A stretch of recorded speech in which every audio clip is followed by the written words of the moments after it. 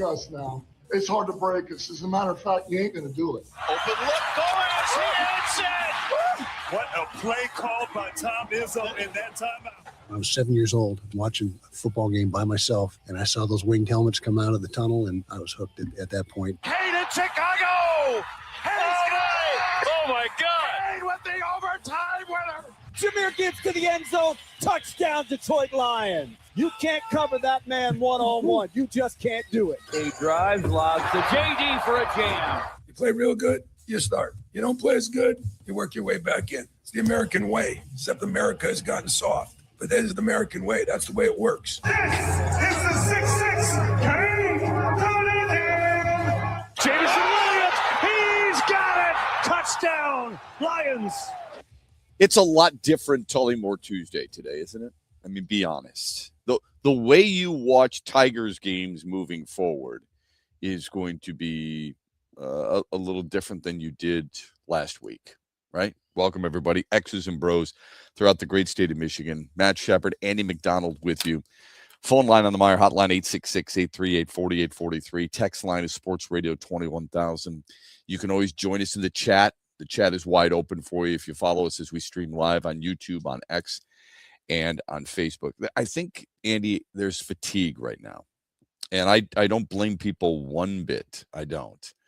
It has been nonstop for, what do you think, 3 weeks now?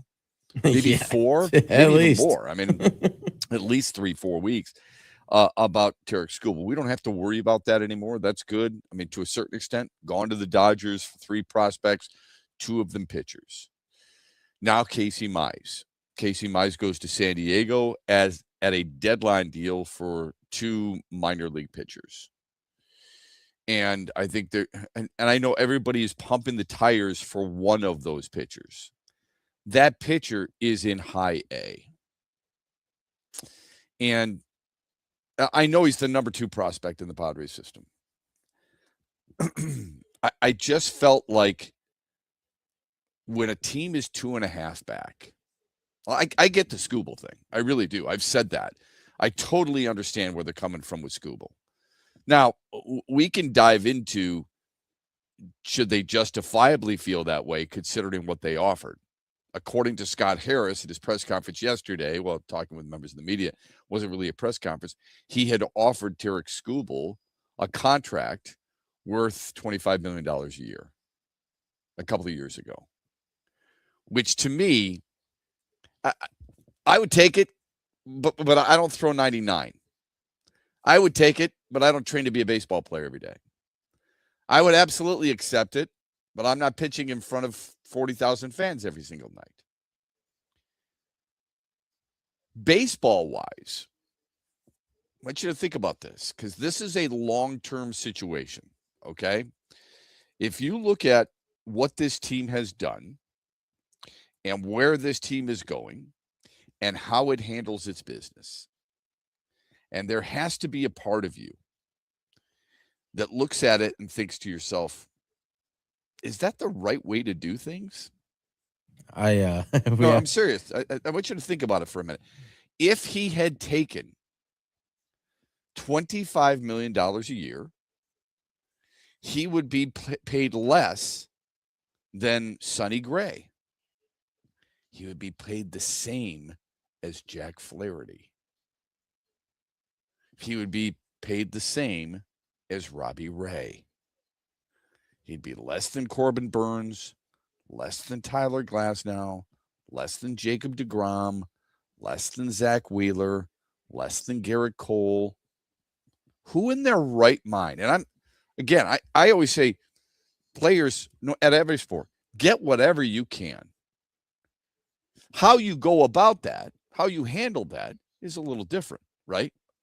You're gonna sit in like Jahmyr Gibbs. It's not real endearing to the fan base, you know. You're going to be threatening to hold out, like some players have in the past. That's not endearing to your fan base. Okay, there has to be a balance here. You don't take anything they give you, but how you handle your negotiations publicly is really important. So, if I'm Tarek Skubal, I don't sign that contract. I think that's ridiculous. what's even more ridiculous, you guys, is that the Tigers use that as a value for him. And that's really disturbing. That they view him almost equal to Jack Flaherty.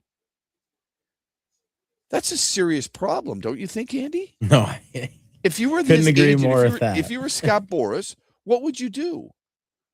You're taking it to free agency. There's no question about it. Oh, I mean, you're not even going to debate it because of what they're offering. If that's what they're offering, I mean, come on now. And this is where, when I've said, not just saying media, but when I've said, look, if you really want to be here, tell your agent to get it done. Easy for me to say, but I always said it takes two to tango. Scott Harris and the Tigers, did they really want to get it done by making an offer like that? Again, $25 million is a lot of money. All right. It is, but we're talking about the guy here, like the guy. No, we're talking about what is being done in your business. Exactly. Your business is baseball. All the other baseball players are watching. More importantly, all the other owners have recognized the value of certain players that I've just acknowledged. From Zach Wheeler to Robbie Ray, all of them, right? You're going to throw Tarek Skubal into the same realm as Jack Flaherty? That's confusing to me. That, to me, is not necessarily a true partner. That's not somebody you're having sincere negotiations with. I'm gonna miss this part. Did he mention how many years he was going for on that, or like how long was it? Long term?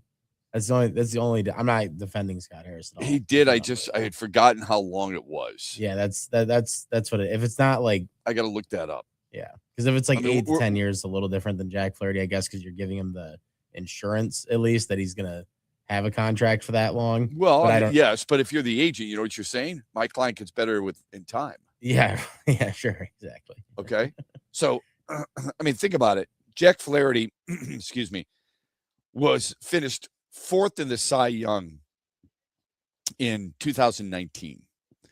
And your team has paid him like the equivalent to what they were offering Tarek Skubal as a Cy Young Award winner. And it makes no sense. Absolutely no sense. So it's more than frustrating for anybody who's a Tigers fan. It doesn't change my mind that I would have traded him. What it changes is my mind on how the Tigers go about doing things. Yeah, not to hint at the Mitch Lyons poll question, but I absolutely loved that one.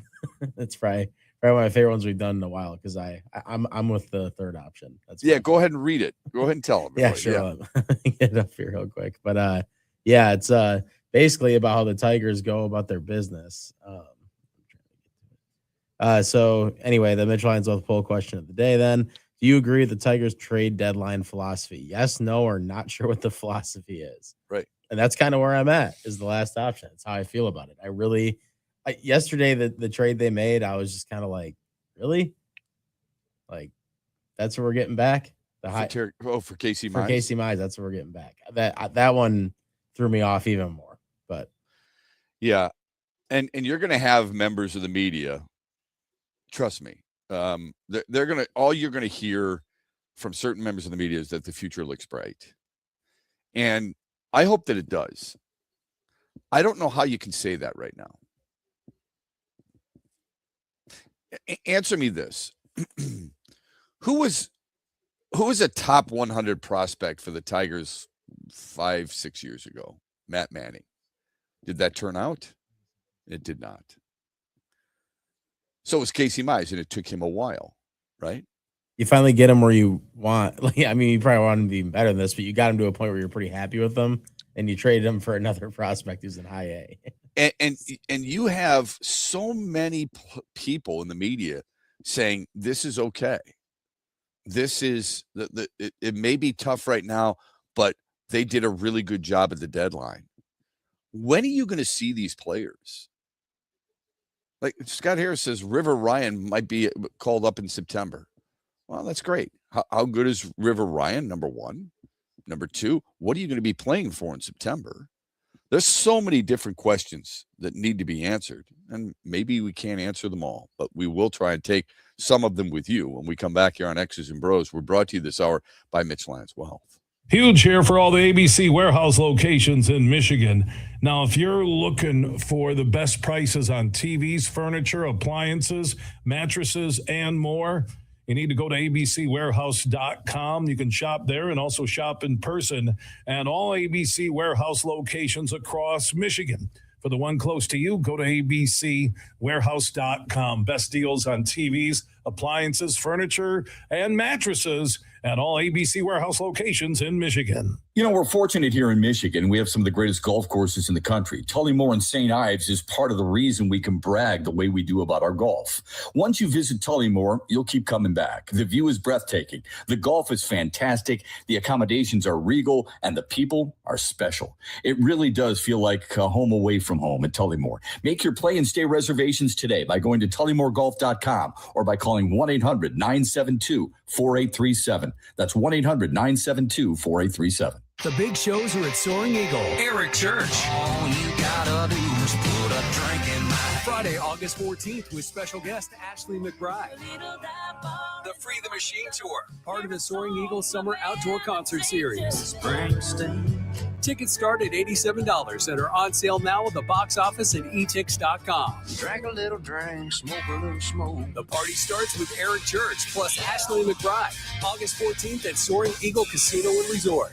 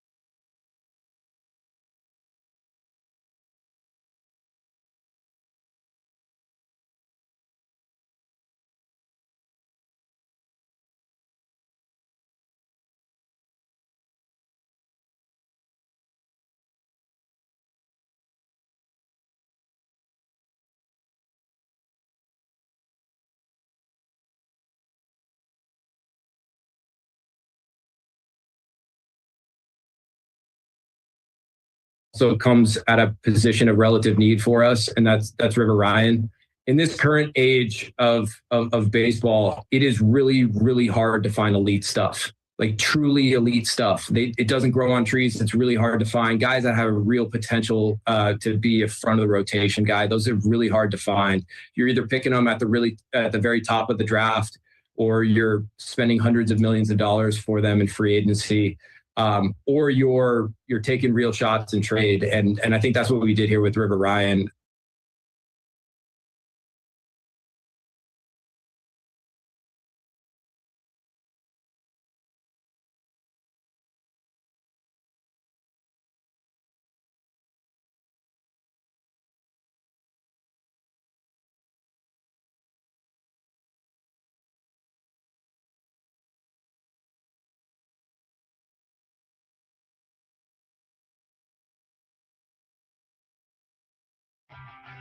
Yeah, we explored an extension once.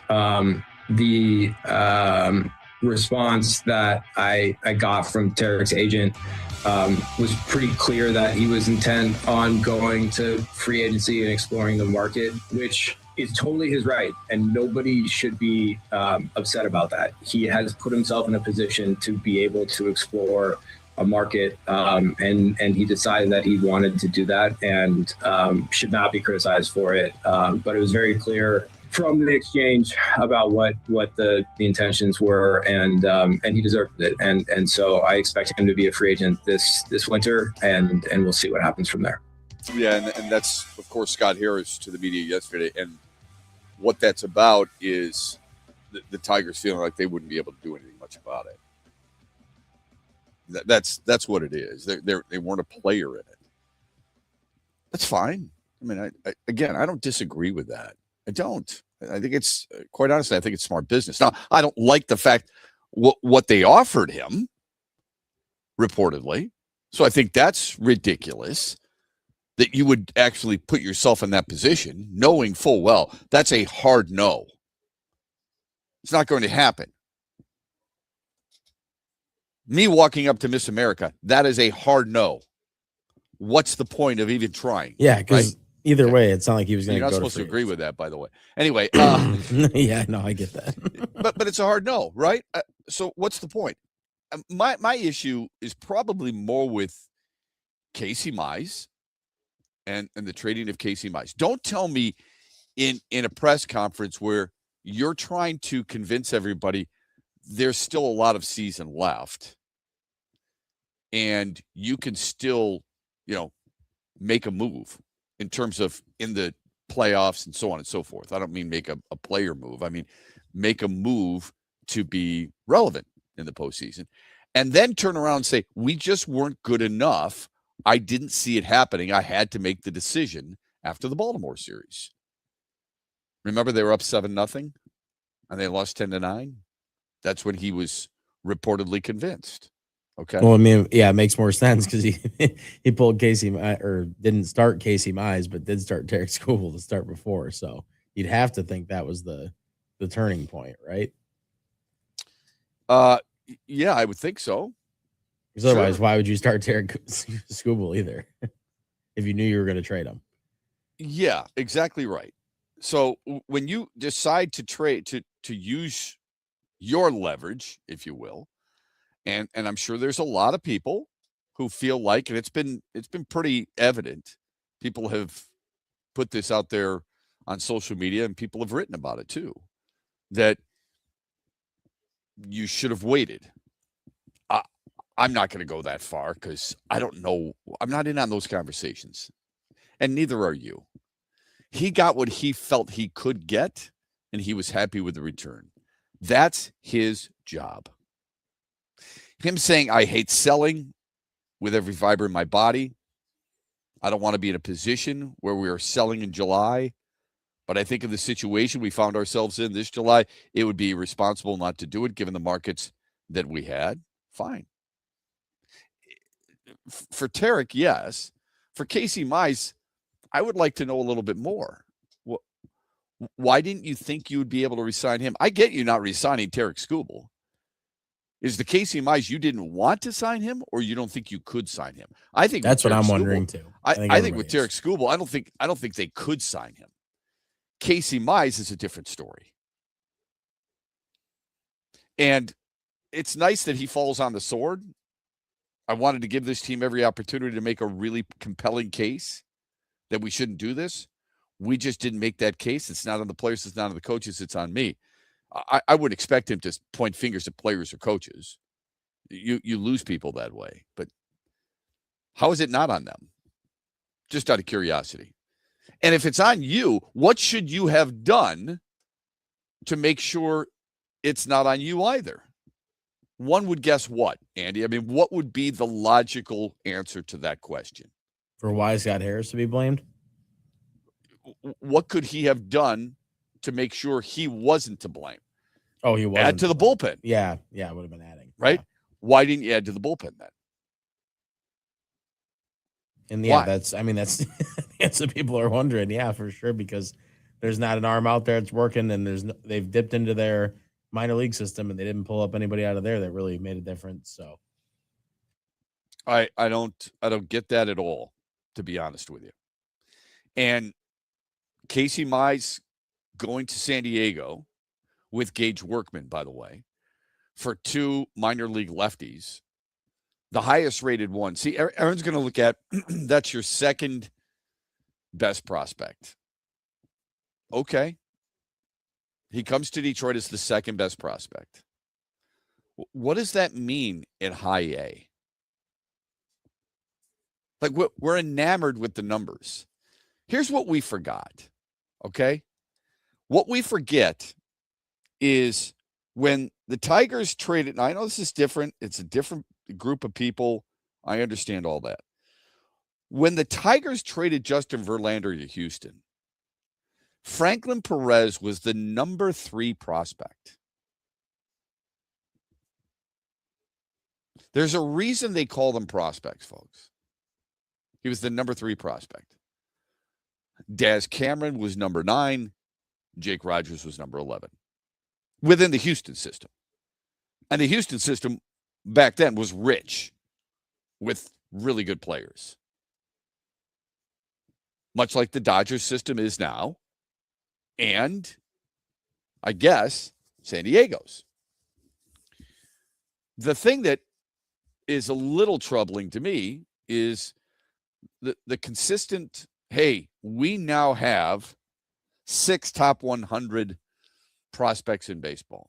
I'm just trying to figure out where the prospects and when the prospects are going to contribute. What other players might you lose by then? You're not losing Kevin McGonigal. You're not losing Max Clark. You're not losing Cole Keith. Many of you probably, you're not going to lose Dylan Dingler. Many of you probably won't feel bad if they actually did lose Spencer Torkelson or whatever. I hate to tell you, you got to have some players and you got to have some guys who do certain things, and the organization doesn't have certain skill sets. And like maybe that's why batting. Yeah, like right-handed batting. And I'm not saying keep him. I'm just bringing that aspect up a bit. And you have to. But it's funny how so many people who are following the Tigers and are willing to go, hey, you know what? This is actually a good deal. This is really what they should have done. Because there's not many people at the national level who are suggesting this team went about it the right way. Now, that doesn't make them right, so don't get me wrong. But when you're 2.5 back of the wild card and you trade your top 2 pitchers, although, I mean, people could argue Troy Melton. Okay. What's your starting rotation look like right now? It's Troy Melton. It's Framber Valdez.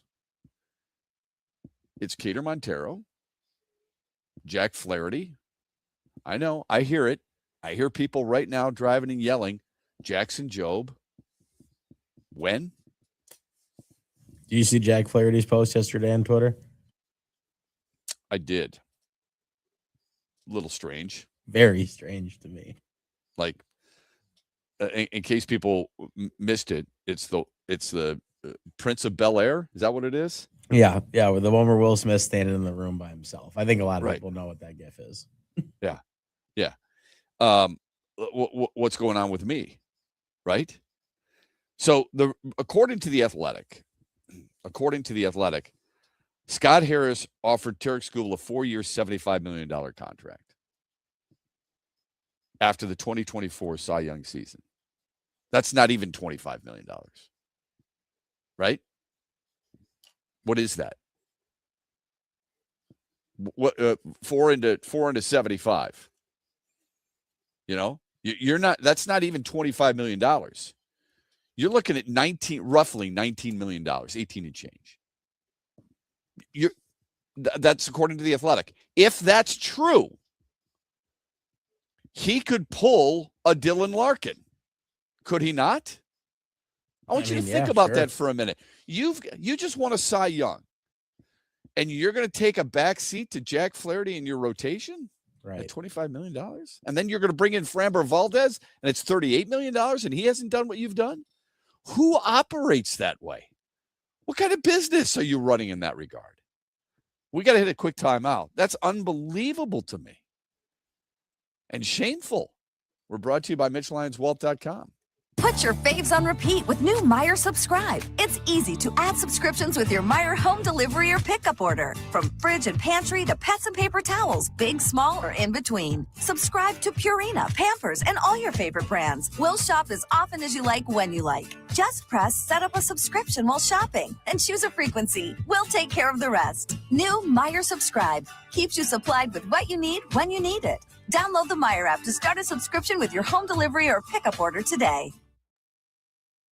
We go together. The Jonas Brothers. I'm a sucker for you. The Greetings from Your Hometown Encore. The Soaring Eagle Outdoor Concert Series. Special guests, Boys Like Girls. Tickets for the Jonas Brothers start at $67 and are on sale now at the box office and etix.com. Hang out with the Jonas Brothers and Boys Like Girls August 5th at Soaring Eagle Casino. SoaringEagleCasino.com. Make sure you listen weekly to our Moving Ferris Forward interviews with Ferris President Bill Pink and other leaders who are moving Ferris forward. Find out more about Big Rapids and Ferris and what they have to offer at ferris.edu.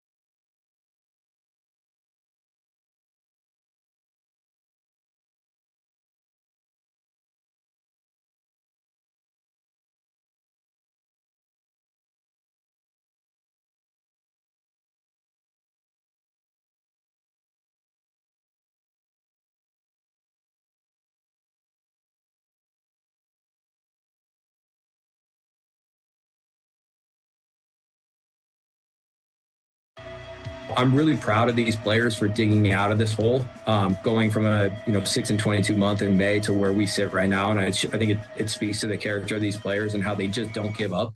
And I wouldn't count them out the rest of the season because they're really talented and they have a chance to really flip the script. I think the ultimate blame on this, it lies with me.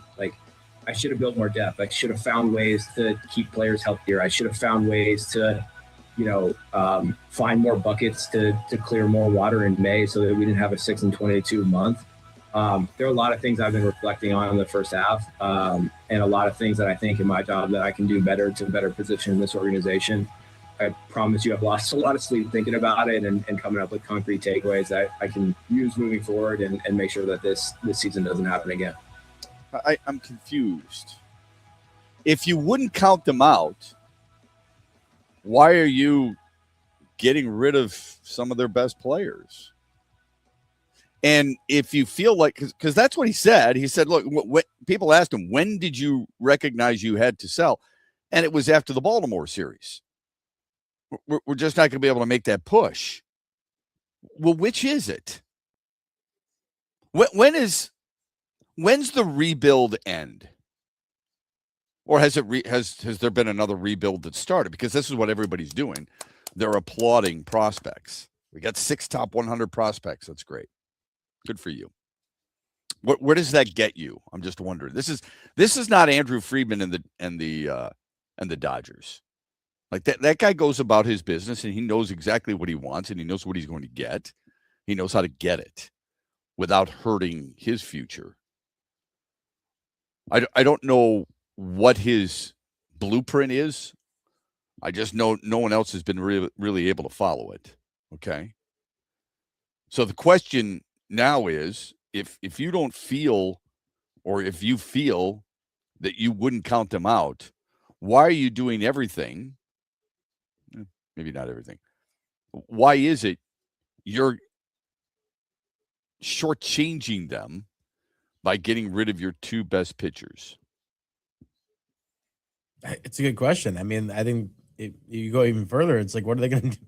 What's the next move after this? Like, what's this off season like? What's the plan? I'm telling you, I read stuff yesterday that just made me shake my head. Yeah, it's nuts. One of them, it was, you could argue the root of the problem is a ridiculous number of injuries. Oh my God. They were 500 before the injuries, just so you know. That's number one. Yeah, Scott Harris mentioned it. He said that they had 30. He didn't think he'd ever have 35 players on his injury list or something for the break. And when they came back for the first homestand, they already lost half their rotation and blah, blah, blah. That was the first part of that bite that I couldn't play the full 2 minutes of. But it's just you can play it. I mean, if you think it's important, let's play it. It's just crazy to think that Detroit's the only team that goes through injuries. You know, and just wants to, suddenly everybody's got to give up. Oh boy, look at what happened to this team. This poor team. Yeah, the Yankees can't relate at all, can they? They don't know what they're doing. Arizona can't relate. They lose Corbin Burns. Hasn't even pitched this year. Okay, and only pitched 11 games a year ago. How do the Yankees tread water when you lose Bellinger and you lose Judge? I mean, do you know how many games Aaron Judge has played this year? He's played 59 games. 59. I am so tired of hearing about the excuses. You know, we've got such a great farm system. That's what everybody told us before the year. We got such a great farm system. How come you can't help yourself? How do the Yankees have 63 wins, Andy? 63 wins when Aaron Judge has only played 59 games. The 63 wins, just so people are aware, the second most in the American League. I mean, they're getting guys back, but they were without a number of different impactful guys. How come, and maybe they do, okay? Maybe the Yankees have been complaining about this for a while. I don't know. That's a possibility, I suppose, because we don't follow the Yankees that closely. We do from afar, but it's not like we're living it every single day. They had a terrible year from Anthony Volpe. You've got various guys on the injured list. For a long time, too, right? Aaron Judge's got the stress fracture I mentioned. Giancarlo Stanton was out with a right calf strain. Carlos Rodon was out with left elbow inflammation. Clark Schmidt needed Tommy John surgery. Cody Bellinger, a left hamstring. He seems to always get hurt. Luis Heel was hurt as well. Why is it? That was right shoulder problems, his throwing shoulder. Why is that? Why can they do it and Detroit can't? Can someone explain that to me? Probably not, because it's a lot more convenient to blame the injuries. Ben Rice helps carry this team. Jazz Chisholm, Trent Grisham, they help carry the team. But the Tigers and writers, it's got to be the injuries. You know where they're getting that from, right? Scott Harris deserves high grades for what he did at the trade deadline. Where did they get that from? Hey, we need a favor. Okay. This is what we'll do. Look at what they were able to do. Anybody at all ever hear of Cash Mayfield before the Tigers traded for him? No, you didn't. You're not part of the San Diego system, and I wouldn't expect you to. He's a former first-round pick, 25th overall. All right? Drafted him out of high school. Appears to have really good stuff. I'm not going to sit there and tell you he's not going to be good because I don't know. But I'm not going to tell you or write you that he's going to be a difference maker either. He started 15 games at the high A level. He started 24 games in a professional career. That is low A and high A. His numbers are okay. I mean, if you're going to take everything into account, if you're going to praise his number of strikeouts and what he's been able to do, and at Fort Wayne, he's got 62 strikeouts in 53 innings, and everyone's going to go thumbs up. My answer to that would be, why does he have a 1.163 whip, which isn't bad, by the way, not bad at all. Why has he got a 3.5 ERA? Why does he got a 3.5 ERA in high A? He's a young kid, man. He's only 21. Of course, when I say that about Jalen Duren or other young players, people push back right away, right? At some point, you're going to stop talking about him being young. It doesn't matter that he's young. He doesn't have game. All these other things. You've got guys you hope, not say your hope, because he's expected, you hope will be part of your system. If you look at pitching, if you've got 10 in your system, you might get 2 that actually make it there. Okay. I mean, yeah, you got to worry about a lot of different things. That's the odds are not good. The odds are just not good. And it's amazing to me that, and look, I understand when you look at, when I talk about high school, and Mayfield started in Oklahoma in high school, okay, won back-to-back Gatorade Player of the Year awards in that state. Jackson Jobe was the winner just before Mayfield won it. Jackson Jobe was Gatorade Player of the Year in the state of Oklahoma in 2021. Mayfield was in 2023 and number 20 in 2024. Okay. Supposedly, his fastball's popping the glove in the low 90s, which means he can get better. Okay. It's topped out at 97, but could get better. He's had some shoulder soreness. It happens. Just about everybody does. He supposedly has an electric and elite changeup, similar to that of Tarek Skubal. You know who else had really high expectations? Do you remember Joey Wentz? Of course I remember Joey Wentz, yeah. Yeah. And I'm not comparing Mayfield to Wentz, all right? I'm just telling you, when people start talking about prospects and they start falling in love with that word and the number associated with them before, okay? Like the number 5 prospect, whatever the case may be. That's what everybody loved about Matt Manning. They loved it about Joey Wentz.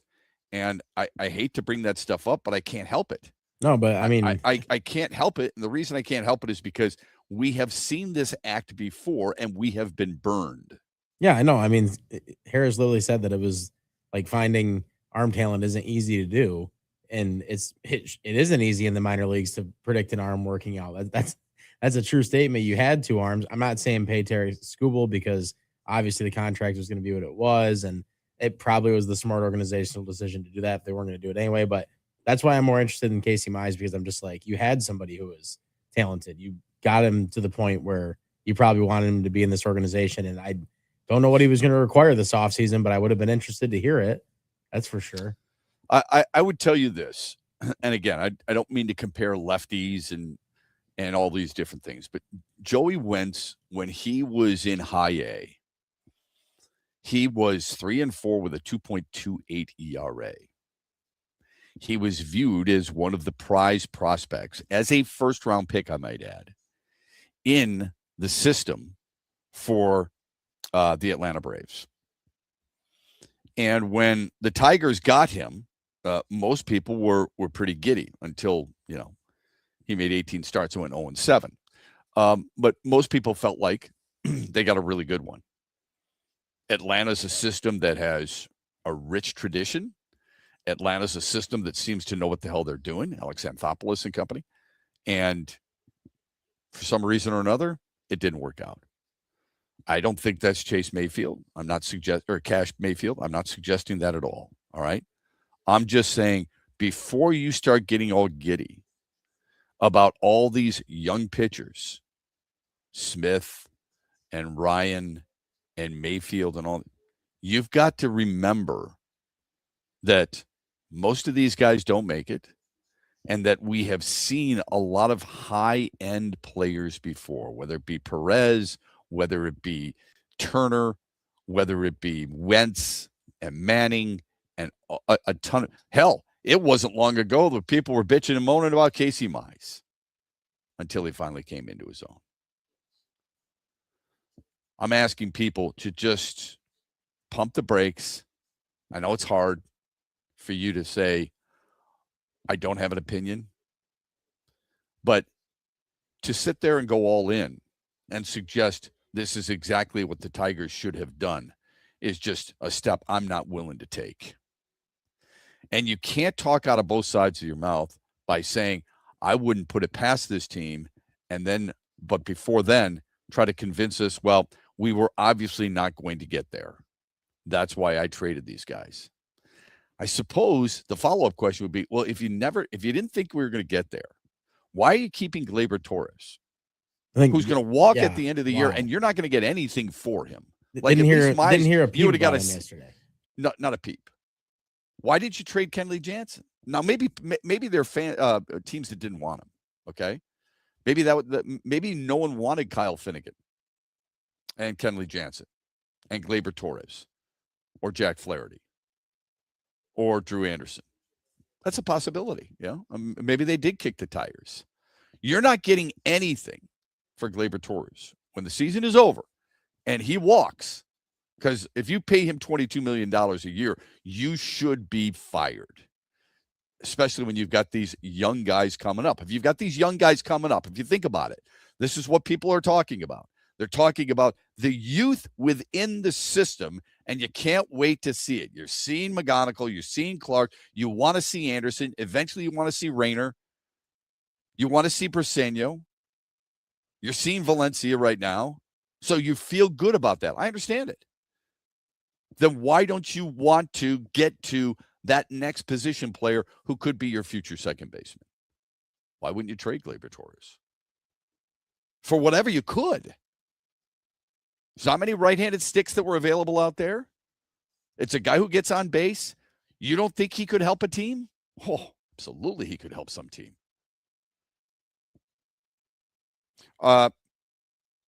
Andy, what do we have? We have the Scott. Yeah, I got. Okay, so I had a couple here I want to play for you, honestly. Yeah, go right ahead. Yeah, I got into it. This is all right. So we were just talking about the arm talent, like how hard it is to predict and everything else. Yep. I just want to play this one first. This is Scott Harris kind of talking about that now. hard it is to find. So it comes at a position of relative need for us, and that's River Ryan. In this current age of baseball, it is really, really hard to find elite stuff, like truly elite stuff. It doesn't grow on trees. It's really hard to find guys that have a real potential to be a front of the rotation guy. Those are really hard to find. You're either picking them at the very top of the draft, or you're spending hundreds of millions of dollars for them in free agency, or you're taking real shots in trade. And I think that's what we did here with River Ryan. He's taken a few shots in trade in my eyes already. Well, the elite stuff, I haven't seen this young man pitch except in video, okay? Because I'm kind of geeky in that regard. But if he's got elite stuff, and obviously Scott Harris feels that way, why was he ranked where he was with the Dodgers? Why would the Dodgers surrender him? And with elite stuff, why would you have an ERA at 4.5 in AAA this year? It's the question I'm asking myself. I'm just wondering where is the elite stuff? Because we just got done talking about elite stuff with Tarek Skubal. That's considered elite. How is River Ryan considered elite at age 20? He'll be 28 in October, soon, I think. Yep. Yeah, soon. That's the question you're asking for sure. And then no, actually, he'll be actually next week in August. I said October. In August, he's going to be 28. So we were talking about the injuries a lot. This is what Harris had to say about those injuries that we were talking about. I don't think it's reality. I think there's a series of contributing factors. I think that one of the main ones is I didn't really think it was possible to put 35 players on the injured list before the trade deadline. Like if you asked me what the first percentile outcome would be in terms of injuries, like I think I probably would have said half of that. I'd just never seen this before in my life. Again, not an excuse at all. It's observational at this point. When you put that many players on the injured list, it has both the visible effect of losing the production of those players on the field, but also the downstream effects that are really challenging to an organization. Yeah, I get that. The teams with the most injured players in 2026. Are you ready? Braves, Cubs, Reds, Pirates, Giants, Phillies, Dodgers, Cardinals, Red Sox, White Sox, all a lot, right? They're dealing with a ton. Why is it it's about the Tigers all the time? I don't, to me, I think that's an excuse. And I think it gets really old. Yeah, he said he's not making an excuse, but I'm sorry, the way that he worded it, saying that he's never seen anything like this before in his life. I mean, come on. Roto World produced something in 2026, most injured teams. They produced this just earlier this month. Baltimore has more. Tampa has more. Arizona has more. Kansas City has more. There's a lot of teams out there that deal with injuries, okay? And a lot of it is the significant injuries. That's why I brought up the Yankees earlier and the number of injured players, significant injuries to significant players. We're talking about major contributors there. Oh, but it's something that the media will latch on to, as will fans. Our phone number on the Meijer hotline, 866-838-4843. You can stream. We stream live here on X and Facebook and YouTube. You can join us in the chat as well. Love to get your thoughts on it here on X's and Bros on a Tullymore Tuesday, and we're brought to you by Mitch Lyons Well. Huge here for the Michigan High School Athletic Association. You can stay up to date on the latest from Lansing 24/7 at MHSAA.com, at MHSAA on Twitter, and MHSAA on Facebook. The latest news, press releases, and stories connected to every high school in the state of Michigan, available for you 24/7 from the Michigan High School Athletic Association. Log on to MHSAA.com, at MHSAA on Twitter, and MHSAA on Facebook. And if you're looking for archive, boys and girls, high school sports, MHSAA.TV. That's MHSAA.TV. 24/7, everything you need to know about high school sports in Michigan. Log on to MHSAA. September 11th at Soaring Eagle, a hot night of soul. Grab somebody sexy, tell them hey. 3-time Grammy winner Neo and the princess of hip hop, Keisha Cole. Tickets start at $53 and are on sale now at the Soaring Eagle box office or etix.com. Music that takes you there. Neo and Keisha, September 11th, part of the Soaring Eagle Summer Outdoor Concert Series. The stock market goes up and then it goes down. It's fine while you're saving for retirement, but as you get closer to retirement, it can cause stress. Mitch Lyons here, founder of Mitch Lyons Wealth. In my NFL days, the season could be a real roller coaster and a lot of fun, but roller coasters in retirement aren't as much fun. Do world events have you wondering if your retirement is safe? Will your money last even if the stock market were to take a dive? Have you had your retirement account stress tested to see what kind of risk you're actually taking? Let's not leave your retirement to chance. Hope is not a plan. Contact the pros at Mitch Lyons Wealth today and put us to work for you. Let's ensure your plan works even if the stock market doesn't. Text PLAN, P-L-A-N, to 844-867-8335. That's PLAN to 844-867-8335. MitchLyonsWealth.com, your best game plan to protect, grow, and win retirement. Investment advisory services are offered through MLW Advisory Services, LLC, DBA Mitch Lyons Wealth, a registered investment advisor.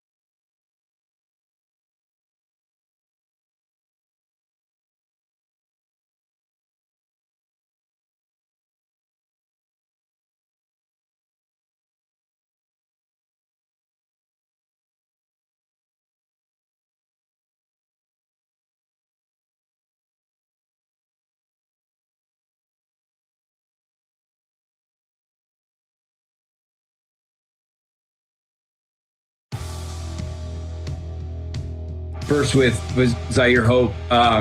We've been following him for a really long time. It is a really, really impressive collection of speed and power. I mean, just watch all the highlights. Like his ability to put together a major league quality at bat, to have the bat to ball skills, to touch the baseball and cover every pitch in every zone, but also to access his power for, at times it looks like double plus power to the pull side, but also enough power to go oppo and use the whole field.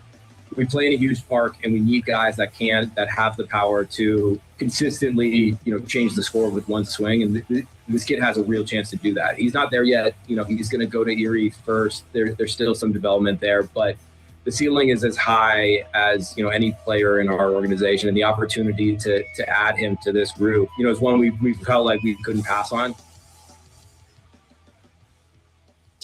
Okay, Scott Harris obviously on Zaire Hope, who at AA with the Dodgers this year, he's been really good. I mean, really good.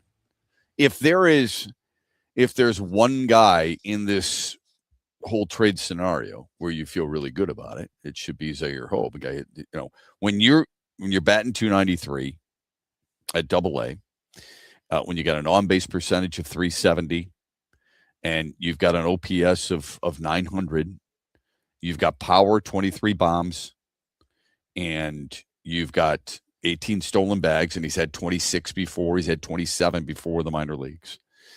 That's something on which to build for sure. So I like Zaire Hope. That's not the guy I actually wanted. I wanted Sirota from the Dodgers, but that's okay. He could be your starting right fielder with Max Clark in center and Riley Green in left. That's a positive. That's a big look right there. And then, of course, you'll have, I don't know where Cole Keith fits, to be honest with you guys. You'll have Kevin McGonigal on the left side of the infield. You'll have maybe a guy like Hao-Yu Lee rotating in there, Max Anderson rotating in there, Bryce Rayner rotating in there. You've got Dylan Dingler, obviously. You got a lot of left-handed hitting. Not that it's not a huge deal if they can hit it. It doesn't matter to me. But here, it's great that he's talking about Zaire Hope. I'm looking at the pitching that they got, and they got a 27-year-old in Jackson Wolf, who in AAA is 5-10 with a 7.5 ERA and a 1.66 WHIP. So some guys are better at the major league level than they are the minor league level. It happens. We've talked about this before. Ty Madden, when he's come up with the Tigers, has been pretty good, hasn't he? Yeah, he's got a 2.5 ERA below.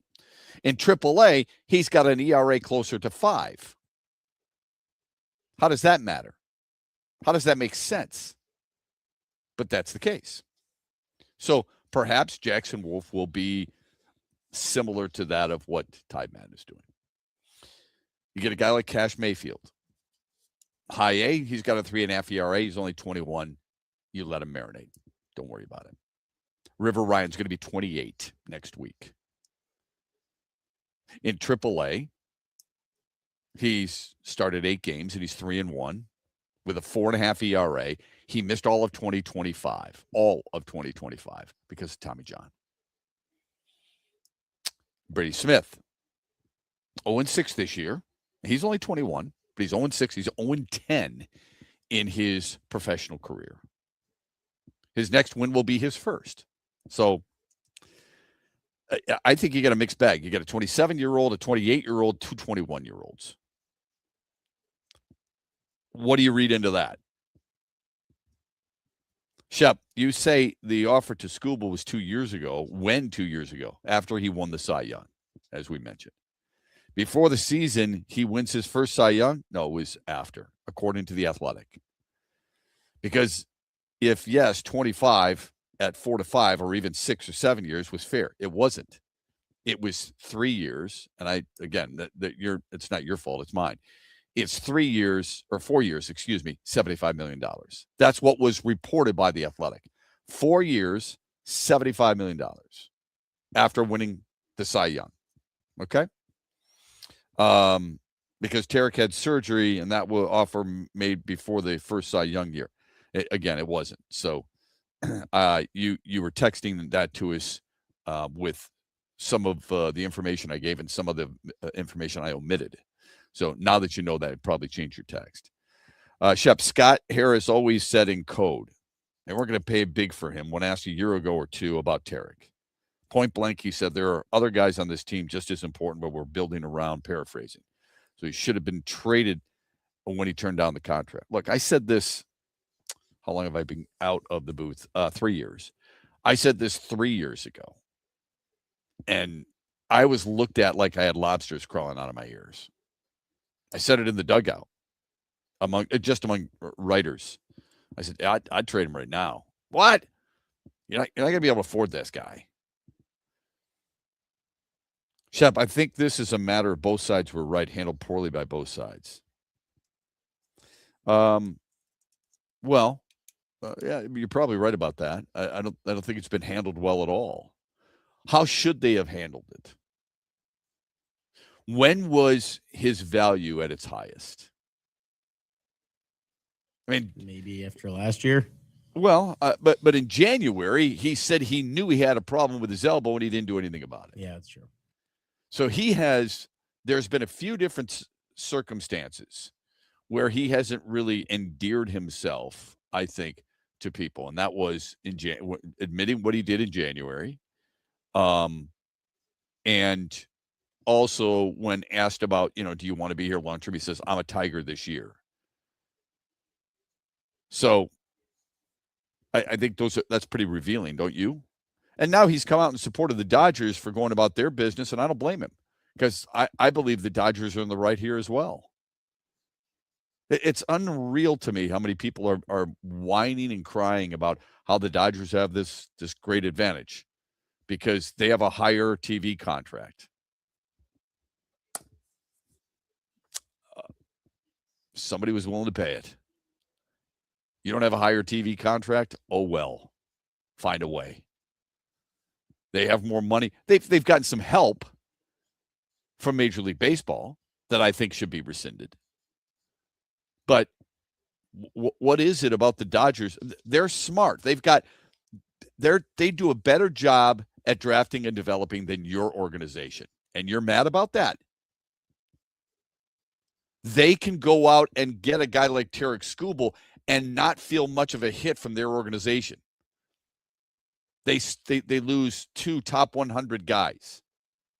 They still have the most top 100 prospects, and you're mad about that. You should be applauding that. That's good how you run management. an organization. Yeah, that's how you run an organization. Absolutely. You're jealous. That's what it is. So am I. You're jealous. And I'm not suggesting you shouldn't be. But stop with the whole, oh my gosh, this is ridiculous. Something's got to be done about it. I haven't read one national article, SI, CBS, ESPN, The Athletic, you name it, okay, USA Today, all these people, winners and losers at the trade deadline. Every single one of them have the Tigers as a loser. They may not know, well, I'll guarantee you they don't know the farm systems like Scott Harris and his crew do. But most people feel like you could have done something better. The reason people wanted them to wait is because the longer you hold out, the more desperate other teams who want the talent you have become. Red Sox, Adley Rutschman. Did you see what the Red Sox had to surrender for that? I did, and that's quite the haul for them to get back. Haul. Yeah. We got more texts. We are going to shift gears. We are going to go to another soap opera that is taking place in Detroit. When will that end? It seems to be never ending, quite honestly. Here on X's and Bros. We're glad you're with us on a Tullymore Tuesday. We are brought to you this hour by Meyer. Rod Stewart returns to Soaring Eagle Thursday, September 3rd. The Soaring Eagle Summer Outdoor Concert Series with special guest Richard Marks. Tickets start at $71 and are on sale now at the box office and etix.com.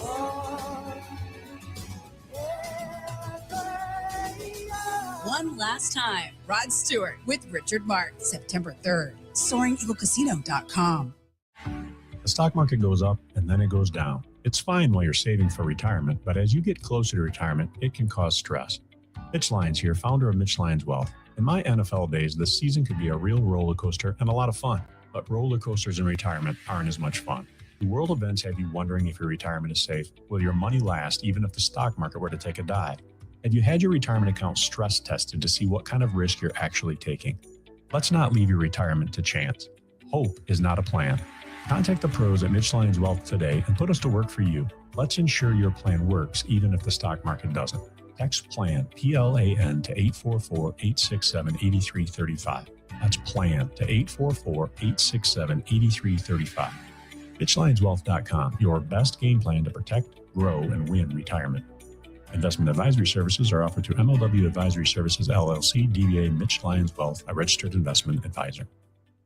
Van Andel Institute Purple Community is a grassroots fundraising network powered by the dedicated volunteers who support VAI's mission to improve human health now and in the future. When you raise funds through the Van Andel Institute Purple Community, 100% of the proceeds go directly to the Institute's research into diseases like cancer and Parkinson's, as well as VAI's science education programs. Learn how you can get involved at purplecommunity.org. Get ready for the hottest Saturdays of the summer at Soaring Eagle Casino and Resort. Now through August, we're dropping over $1 million in free play. Every hour from 11 a.m. to 11 p.m., 10 winners score $600 in free play. $1 Million Summer is back, so don't miss your shot at big summer wins. Only at Soaring Eagle Casino and Resort. Coming up later today at 3 on The Huge Show on the Michigan Sports Network, I'll deliver huge opinions on everything you're talking about.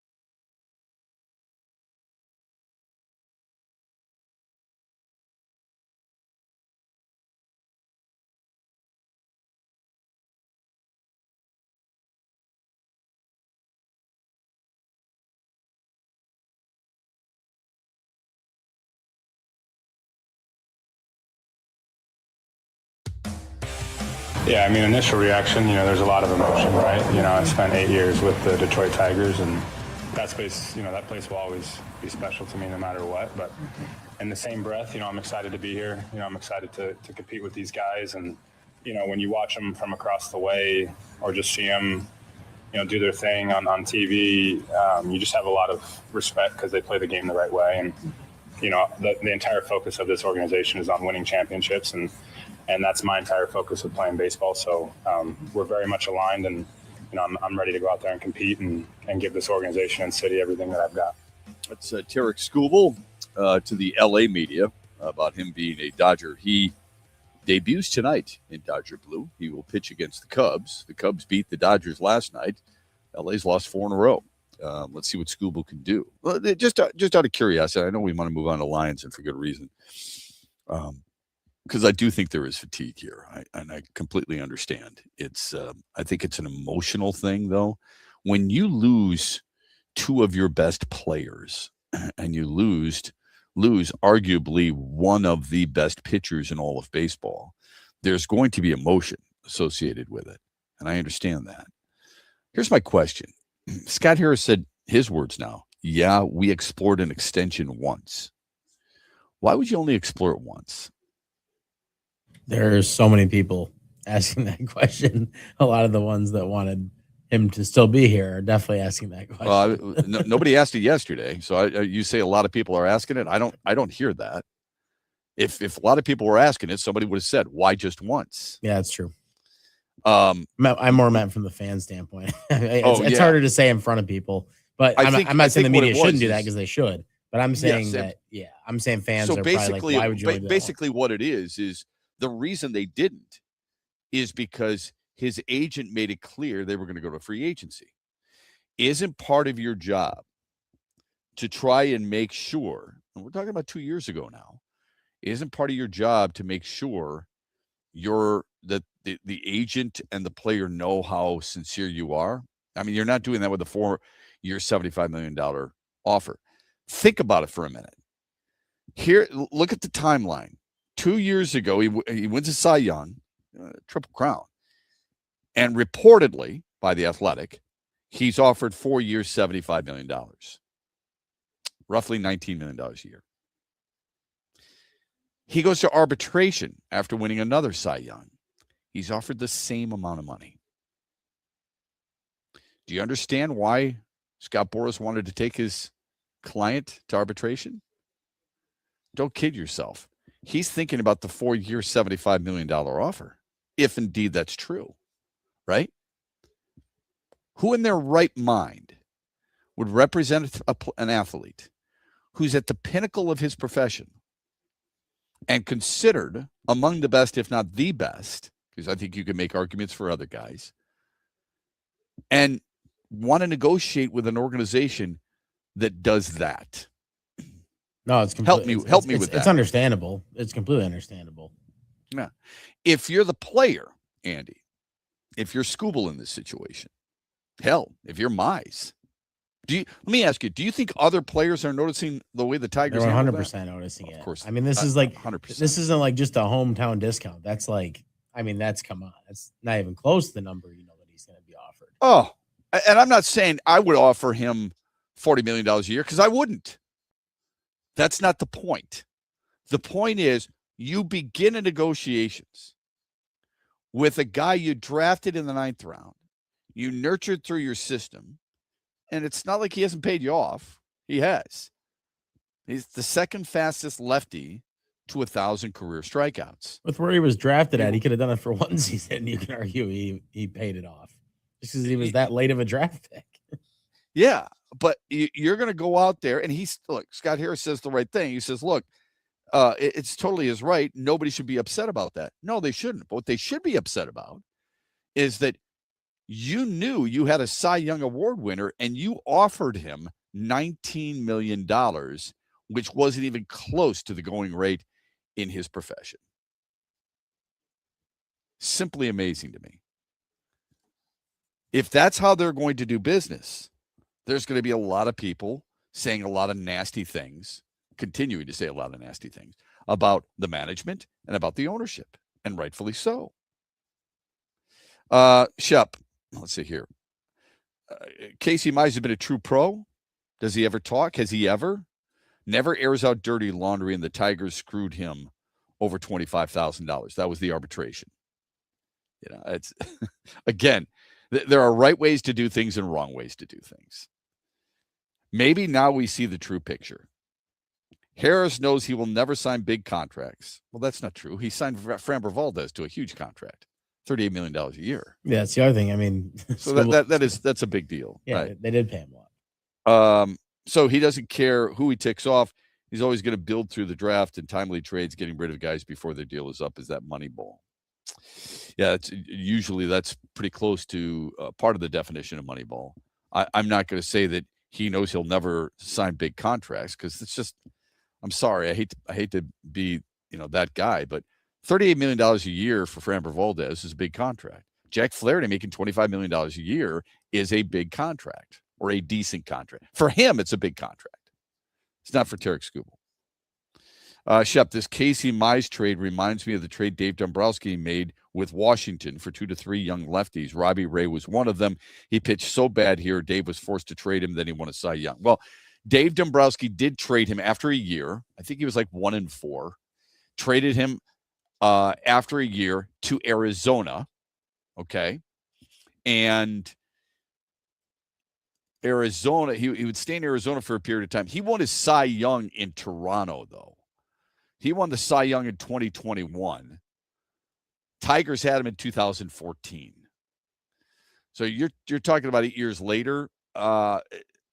Sure, Robbie Ray won a Cy Young later on. But when they traded him to Arizona, he went 5-12, 8-15 the next 2 years.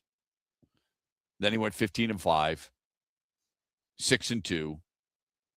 12-8, and then he went to Toronto, and 2 years later he won the Cy Young at 13-7 with a 2.84 ERA. All right, led the league in games and led the league in innings pitched. So won the Cy Young, was actually 15th in the MVP. That was a long time ago. Beat out Garrett Cole, by the way, for the Cy Young. So that was a long time after Dombrowski had traded Robbie Ray. It's not like he left and suddenly became this great pitcher. He didn't. It would have taken him a while. Some of these guys, it takes a while for them to mature. He was with Detroit at age 20, 21? And in 2021, he was 29 years old. So, you're getting a guy who actually was 22 in Detroit. Age 22, that's a 7-year to 8-year gap where he's learned how to be better. And that's why I say with Cash Mayfield and Brady Smith, who knows? As high A pitchers, who knows what they're going to be like? I don't know, but neither do the Tigers. Meanwhile, you got a guy like Jackson Wolf, who's 27, and a guy like River Ryan, who's 28. Think about it. I just gave you Robbie Ray's statistics. He wins a Cy Young at age 29. River Ryan's going to be 28 next week. He's not even close to winning the Cy Young. It's the expectations you're having are ridiculous. When we come back, Pro Football Focus has released its top 10 NFL coaches. That plus the soap operas that continue to plague the city of Detroit and their sports teams. It's getting out of hand. Doesn't seem like it's ending. We'll get to all that and more coming back here on X's and Bros on a Tullymore Tuesday. And we're brought to you this hour by our friends at Meijer. Huge here for the incredible Crystal Mountain Resort in Thompsonville, Michigan. If you've never experienced the mountain, it's unbelievable. They offer up 36 holes of championship golf, Betsy Valley, Mountain Ridge, accommodations, a ton of choices. Go to crystalmountain.com, see everything for yourself. One of the top spas in America. They can handle businesses, small groups, big groups, your buddies, the ladies, and more. Book your getaway now at crystalmountain.com. That's crystalmountain.com. You have old retirement accounts still at former employers that could use some attention. You have accounts that the only time you hear from the advisor is when you call them. It might be time to take stock of your retirement and stop settling for less than you deserve. having retirement accounts doesn't equal having a retirement plan. Hi, I'm Mitch Lyons, founder of Mitch Lyons Wealth. Stop procrastinating and let's coordinate your retirement accounts and make sure you have a plan for success in retirement. At Mitch Lyons Wealth, we help people make sense of all the moving parts of retirement: taxes, income, risk, Social Security, healthcare, and legacy. It all works together, so let's make sure all parts of your plan are working together and not fighting themselves. Let's create a retirement of steel. Contact us today to schedule a brief chat to talk about your situation. If it makes sense, we can talk further. If you're good as is, we'll let you know that too. Go to MitchLyonsWealth.com or text PLAN to 844-867-8335. That's PLAN to 844-867-8335. Investment advisory services are offered by MLW Advisory Services, a state-registered investment advisor. Coming up later today at 3 on The Huge Show on the Michigan Sports Network, I'll deliver huge opinions on everything you're talking about. The big shows are at Soaring Eagle. Eric Church. All you gotta do is put a drink in my Friday, August 14th with special guest Ashley McBride. The Free the Machine Tour, part of the Soaring Eagle Summer Outdoor Concert Series. Tickets start at $87 and are on sale now at the box office and etix.com. Drink a little drink, smoke a little smoke. The party starts with Eric Church plus Ashley McBride, August 14th at Soaring Eagle Casino and Resort. Coming up later today at 3 on The Huge Show on the Michigan Sports Network, I'll deliver huge opinions on everything you're talking about. Make sure you listen weekly to our Moving Ferris Forward interviews with Ferris President Bill Pink and other leaders who are moving Ferris forward. Find out more about Big Rapids and Ferris and what they have to offer at ferris.edu.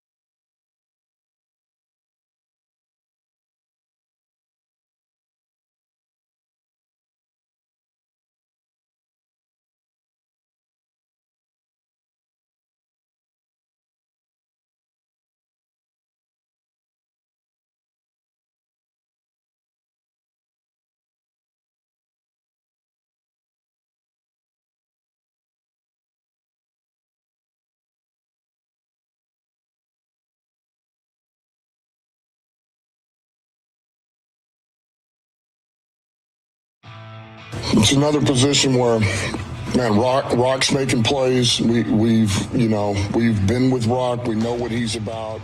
We know the way he competes. We got high hopes for Rakestraw too. And you see flashes with him, man. There's some good stuff. There's some just same thing, inconsistencies with him a little bit. But then I would say those are less and less every day, which is good news. Whiteside has made plays every day, every special teams and on defense every day.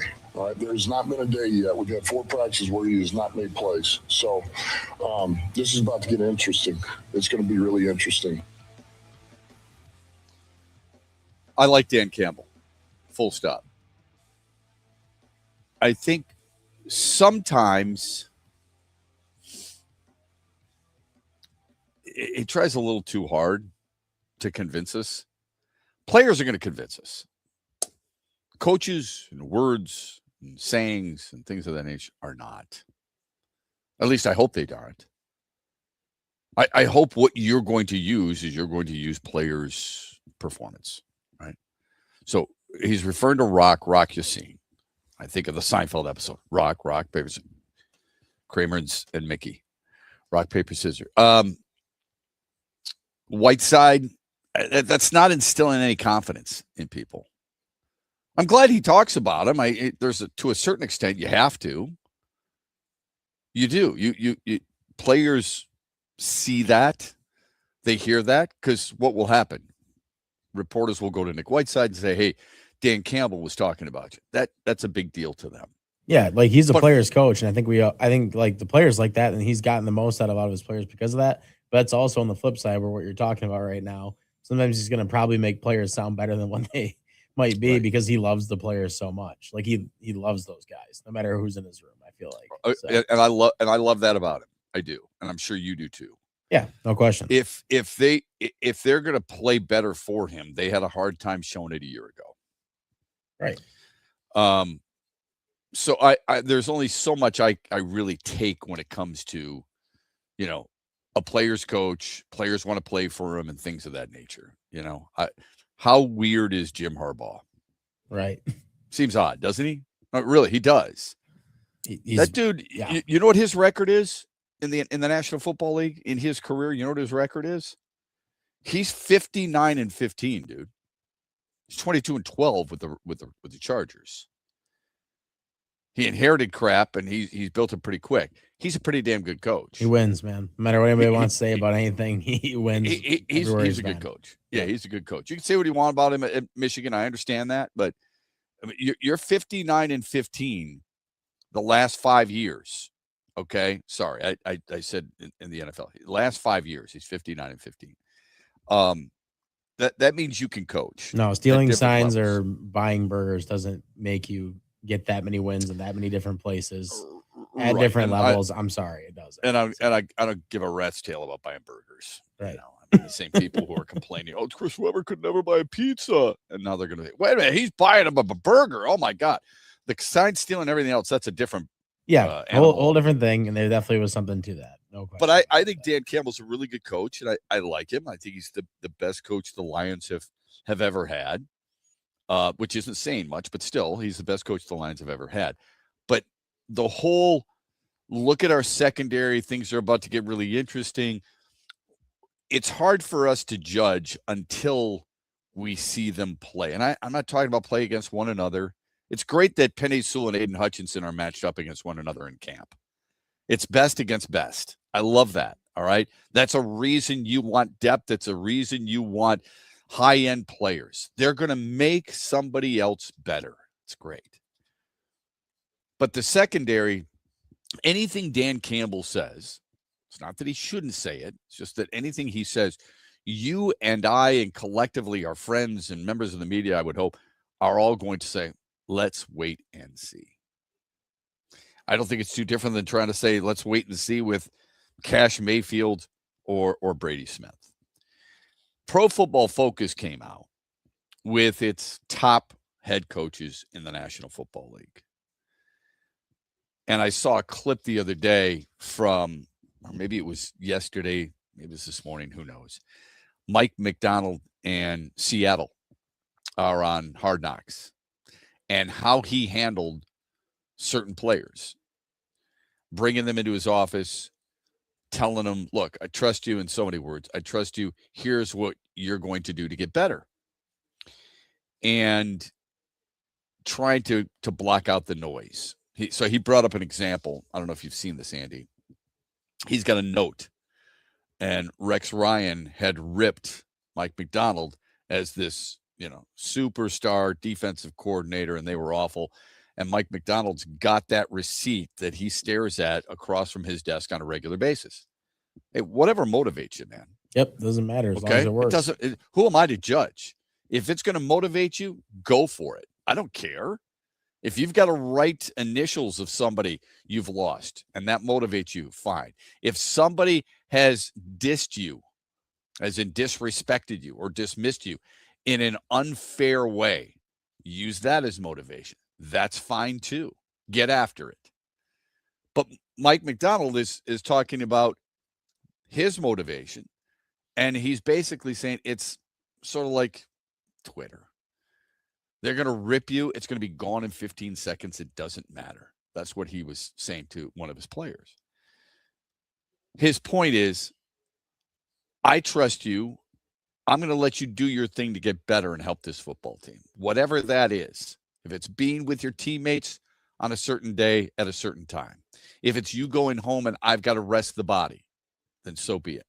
He's showing trust. That's as much a player's coach as it is Dan Campbell coming out and saying, I'll tell you, man, it's going to get interesting. Rock has been really good. We've had 4 days of practice, and Nick Whiteside has made a play every single day. Great. He's making a play on Teddy Bridgewater. Anyway, Pro Football Focus. Who do you think they have as number one? Who's the number one coach in the National Football League?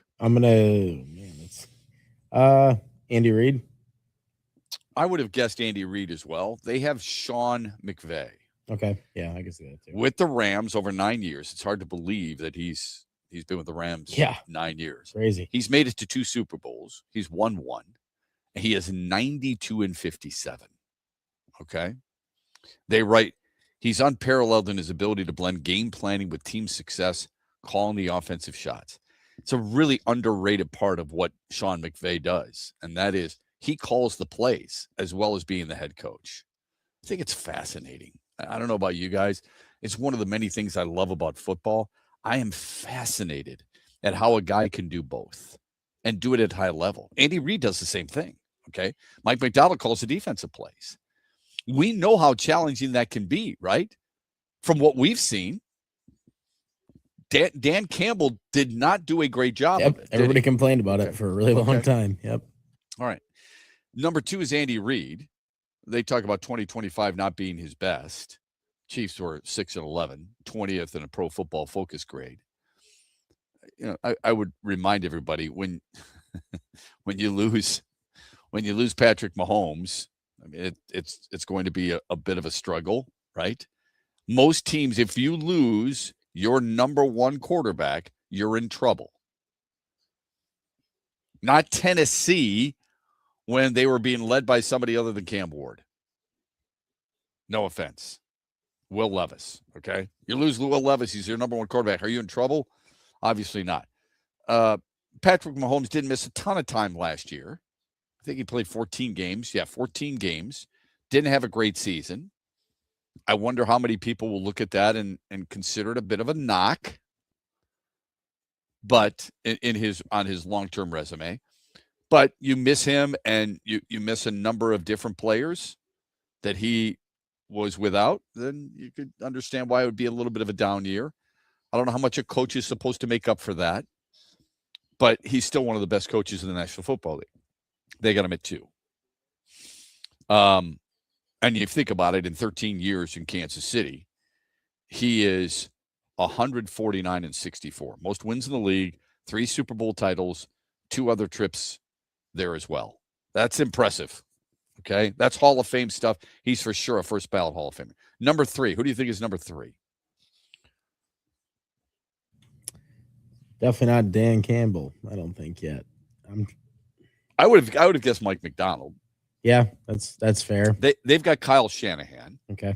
82 and 67. Okay. Then it's Mike McDonald. His teams have just gone up. Okay.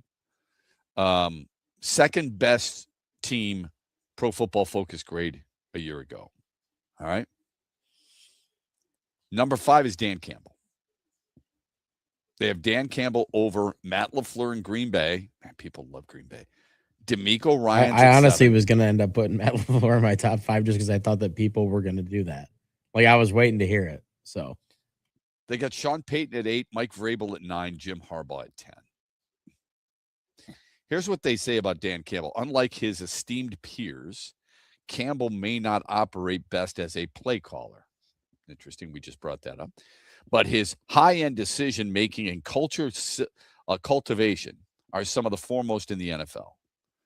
Cultivating a culture is one of his many strengths. Part of what a coach is. There's no one thing that a coach does. There's no one thing that an athletic director does, for example, at the collegiate level. People think athletic directors, it's about hiring the right football coach and basketball coach and budgets and everything. His number one responsibility, I think, is raising money, especially today. So one of the responsibilities for a good head coach is, like they write, culture cultivation. Cultivate the right culture, keep it. And Dan Campbell has done that, even when they haven't been successful. And that really tells you an awful lot about things, doesn't it? When you can keep that culture, even though your team hasn't had the success you expected them to that year, then you know you've got something special. They write, Campbell inherited a Lions franchise that made 3 playoff appearances 21 years. He wasn't phased. After 2 slower years, he compiled a 27-7 record from 2023, including a trip to the NFC Championship game. Even though that year was a disappointment, his bunch still went 9-8 with a third best overall PFF mark. Behind some bold picks from general manager Brad Holmes, the Lions have fostered one of football's best young cores with Penei Sewell, Jahmyr Gibbs, Amon-Ra St. Brown, and Aiden Hutchinson. Campbell has paired that talent with a league-leading EPA per play and fourth down conversions over the last 3 years. Aggressive and immense player skill continues to make the Lions dangerous in both 2026 and the immediate future. So all good stuff. I'm a little surprised when they talk about best young cores. They didn't include Sam Laporta. They did not include Jamison Williams and did not include Jack Campbell or Brian Branch. A little surprising. We're talking about youth here. That's the reason Jared Goff's not in there. All right. When do we stop thinking about them as young members of young core? When is somebody no longer a young member of your core? Penei Sewell is 26. He's in his 6th year. Is that right? Yeah. I mean, at some point, it feels like you'd have to just kind of weigh the amount of time they've played in the NFL over their age. Exactly right. I look at the number of snaps, look at the number of games played. Amon-Ra St. Brown is going into his 6th year. He's played in 83 games now. That's a long time.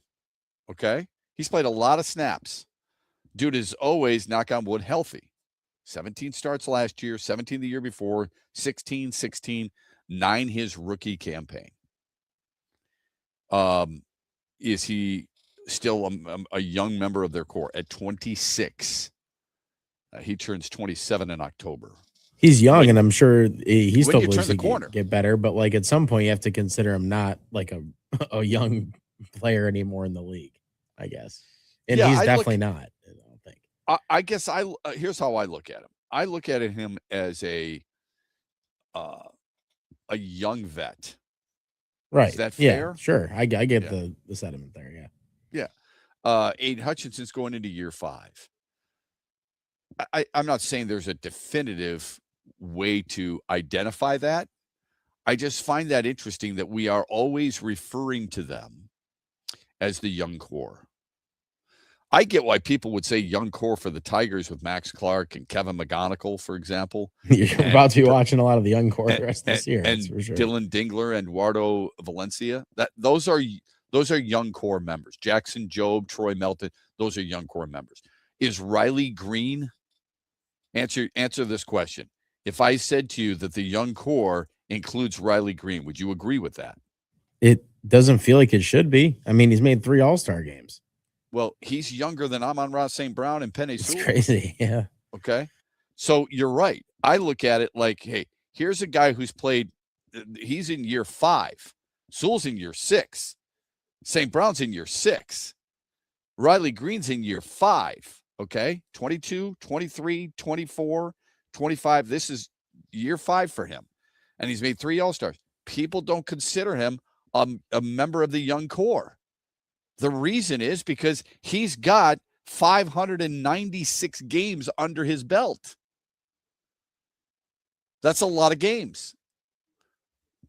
Baseball is obviously different than football. These guys with Penei Sewell, who doesn't miss time hardly ever, Amon-Ra St. Brown, who doesn't miss time hardly ever, those guys they're still young. They're in their mid-20s. But are they really a young core? It's a really interesting question that I've thought about for a while now. Our phone number on the Meijer hotline, 866-838-4843. The text line is Sports Radio 21,000. What's the next Detroit soap opera to end? It's pretty messed up we're asking that question. I think that's going to be the Mitch Lyons Wealth poll question tomorrow. Okay? What's the next one to end? Scooble's being traded to Los Angeles. That's over. Okay? That leaves us with Jalen Duren, Jahmyr Gibbs, and Dylan Larkin. I was reading a Sports Illustrated article the other day. The 5 biggest NBA offseason questions that still have to be decided, that still have to be answered.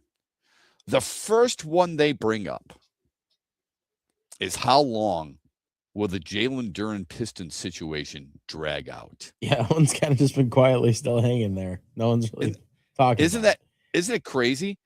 Think about it. We are in, I don't know if I've ever been in this city, in this state, so many weird, dramatized type of situations. No, I was just talking about that. And it's like, think about this. Michigan State doesn't have an athletic director. Right. Michigan does, for all intents and purposes, doesn't have an athletic director. The Pistons and Jalen Duren are at odds. Dylan Larkin and the Red Wings are at odds.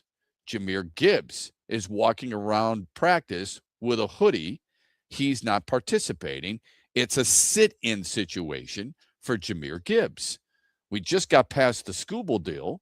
The Red Wings have no general manager. Have you ever seen any type of drama in any one town or one state with this much going on from different organizations? No, it's absolutely insane. The Red Wings one is honestly the one that blows me away the most. I was just talking to some of my friends, like kind of which situation is like the craziest one out there, the one that you would expect. I have no idea what's going on with the Detroit Red Wings. That's the one that just blows me away. But they're all have their own thing. We're going to talk with Answer Khan from MLive tomorrow at 8:35 about that very topic. Our phone number on the Meijer hotline, 866-838-4843. If you want to chime in, you can always join us in the chat here as we stream live on YouTube, X, and on Facebook on a Tullymore Tuesday, brought to you by Meijer of X's and BrO's. Do you have old retirement accounts still at former employers that could use some attention? Do you have accounts that the only time you hear from the advisor is when you call them? It might be time to take stock of your retirement and stop settling for less than you deserve. Having retirement accounts doesn't equal having a retirement plan. Hi, I'm Mitch Lyons, founder of Mitch Lyons Wealth. Stop procrastinating and let's coordinate your retirement accounts and make sure you have a plan for success in retirement. At Mitch Lyons Wealth, we help people make sense of all the moving parts of retirement: taxes, income, risk, Social Security, healthcare, and legacy. It all works together, so let's make sure all parts of your plan are working together and not fighting themselves. Let's create a retirement of steel. Contact us today to schedule a brief chat to talk about your situation. If it makes sense, we can talk further. If you're good as is, we'll let you know that too. Go to MitchLionsWealth.com or text PLAN to 844-867-8335. That's PLAN to 844-867-8335. Investment advisory services are offered by MLW Advisory Services, a state-registered investment advisor. September 11th at Soaring Eagle, a hot night of soul. Somebody sexy, tell them hey. 3-time Grammy winner Neo and the princess of hip hop, Keisha Cole.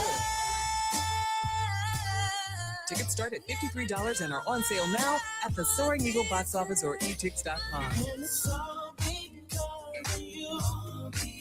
Music that takes you there. Neo and Keisha, September 11th, part of the Soaring Eagle Summer Outdoor Concert Series. Huge here for the Michigan High School Athletic Association.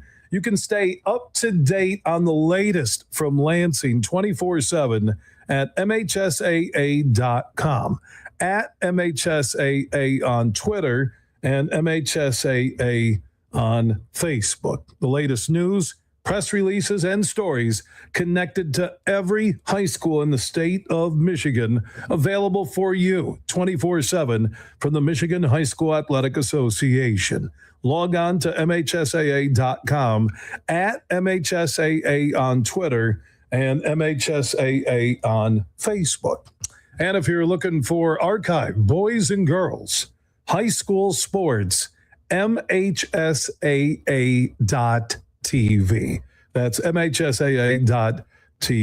24/7, everything you need to know about high school sports in Michigan. Log on to MHSAA.com.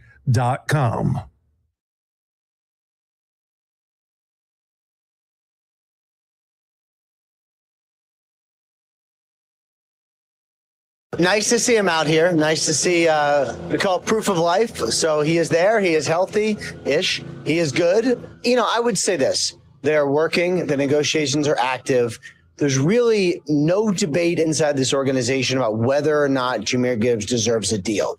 He is one of the best players in football. He is the most explosive player on this Lions offense, and he's one of the best running backs in the NFL. They are going to pay him. It's just a matter of when and how much. These are good problems to have. And the Lions have had this problem for the last several years. They've drafted so well that they've had to pay all these guys, and they've been able to do it in a way where they can, you know, basically maintain the talent level while also paying the really good guys.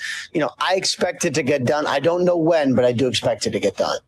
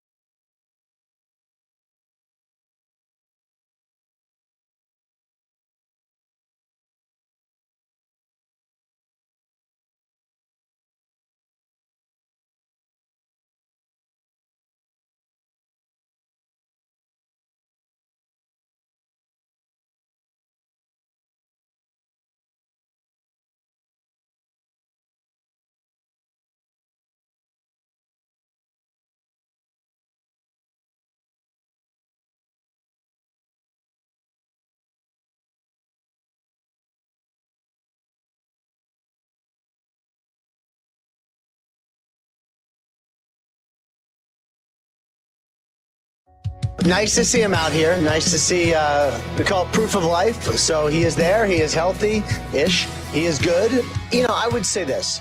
They're working. The negotiations are active. There's really no debate inside this organization about whether or not Jahmyr Gibbs deserves a deal. He is one of the best players in football. He is the most explosive player on this Lions offense, and he's one of the best running backs in the NFL. They are going to pay him. It's just a matter of when and how much. These are good problems to have. And the Lions have had this problem for the last several years. They've drafted so well that they've had to pay all these guys, and they've been able to do it in a way where they can, basically maintain the talent level while also paying the really good guys. I expect it to get done. I don't know when, but I do expect it to get done. It'll be done very, very shortly. That's Ian Rappaport from NFL Network on Jahmyr Gibbs. The sit-in with Jahmyr Gibbs.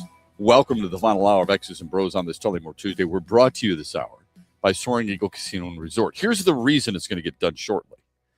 ESPN has just reported, just a couple of minutes ago, that Bijan Robinson and the Falcons have reached an agreement on a three-year extension worth up to $75 million that will now make him the highest-paid running back in NFL history.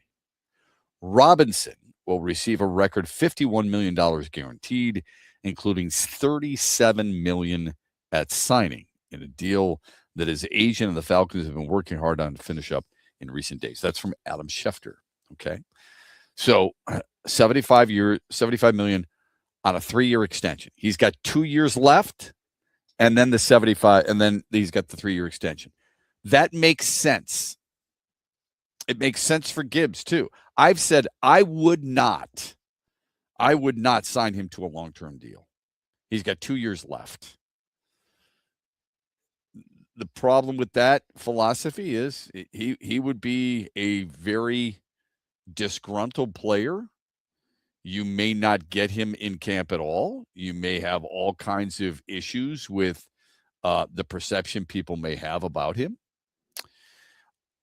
3 years after the 2 years left he's got, so you get him for 5 more years, and you get him in total, because we all know that for running backs, it's not a long life in the National Football League. You would have him 8 years total. Bonus. I said, look, if it was a short-term deal after, yeah, I'd do it. This is a short-term deal. He's going to have 2 years left on his current deal. They may restructure that, add a little bit here, give a little bit more there, and then an additional 3 years. I get Jahmyr Gibbs for the next 5 years as my featured running back.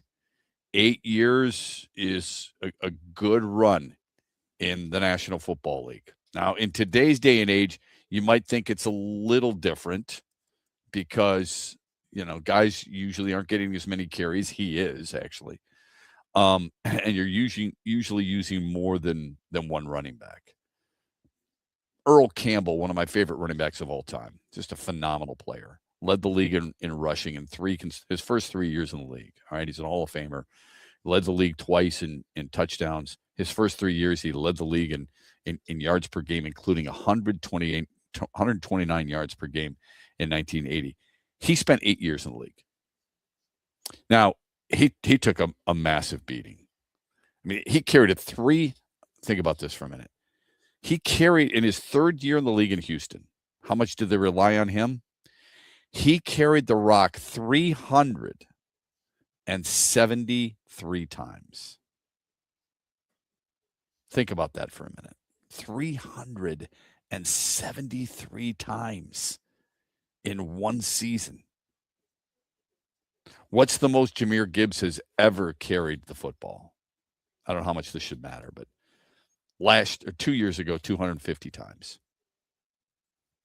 We're talking about more than $1.25, more than the highest Jahmyr Gibbs has ever carried it. Last year, if you just look at attempts, Jonathan Taylor carried it 323 times, and people thought that was a lot. And people felt like he got wore down. He was worn down a little bit. That's a lot. Christian McCaffrey, 311 times. James Cook, 309 times. You had 4 players last year carry the rock 300 times or more. That's why Derrick Henry's such a freak. You talk about guys who, and at no point did I ever think he's, the guy I want every single down in the backfield. But he's 32 years old, and Derrick Henry has led the league 4 times in carries, 303, 378. In 2020, he carried it 378 times, 349, 280. Last year, he carried it 307 times. That cat's got over 2,600 carries in his 10-year NFL career. So you can do the math. That's an average of 260 per season. Jahmyr Gibbs, 250 a couple years ago. Less than that last year. I'm going to sign him. I'm going to use him. I'm going to use him a lot. Now, Gibbs is a little different. He's better out of the backfield than Henry is. He's better out of the backfield than Campbell was. A lot of things are a lot different. But you understand the point of being that quote-unquote bell cow. That's what teams do. Sorry. Athletes are going to use the teams to get the most money. They should. Teams are going to use those players to use them up. They should. That's what they're there for. I'm going to pay a pitcher a lot of money. I'm going to use him for innings. I'm going to pay a running back a lot of money. He's going to carry the football. I'm going to pay a quarterback a lot of money, like Jared Goff. You better throw the football, and you better be on target. Comes with a lot of responsibility. That's just kind of the way it is. So it's interesting that we bring up the soap operas in the city of Detroit and the state of Michigan. I don't know when Ward Manuel is going to get replaced. I don't know when Michigan State. If I were Michigan State, I'd call Mark Hollis. I would. If I were Michigan, I'd call Mark Hollis. Would you be interested? Yeah, I'd be interested. Good. Come on. He's a businessman. He knows what he's doing. Why wouldn't you want a guy like that? I get the whole connection to Larry Nassar, which was simply repugnant. We're looking at a lot of layers to get to the athletic director over trainers, but he's got to live with it. Okay, I get it. I personally, I don't think that he's to blame for it. And when you look at the whole Michigan State situation, it sure seems like since that's been played out, most people would agree with it. If I were Michigan, I'd hire him in a minute. And if I was Michigan State, I'd be knocking on his door, taking him out to lunch, taking him out to dinner, and say, please come back. But I don't know when those two places are going to get long-term athletic directors. I don't know what's going to happen with Jalen Duren, because it sure seems like he's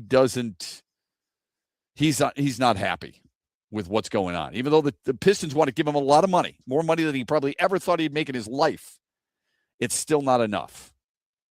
Who knows what the hell is going on with the Red Wings? I mean, that's the one that puzzles Andy more than anything else. Your captain wanted to be traded in early June. Your general manager was released in mid-July.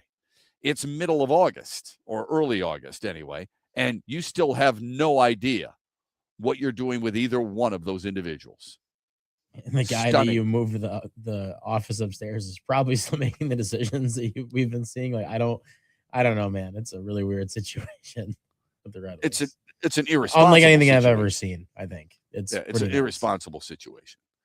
So, but now that Bijan Robinson who's a 2-time Pro Bowler, has signed a 3-year extension worth $75 million to make him the highest paid back in NFL history.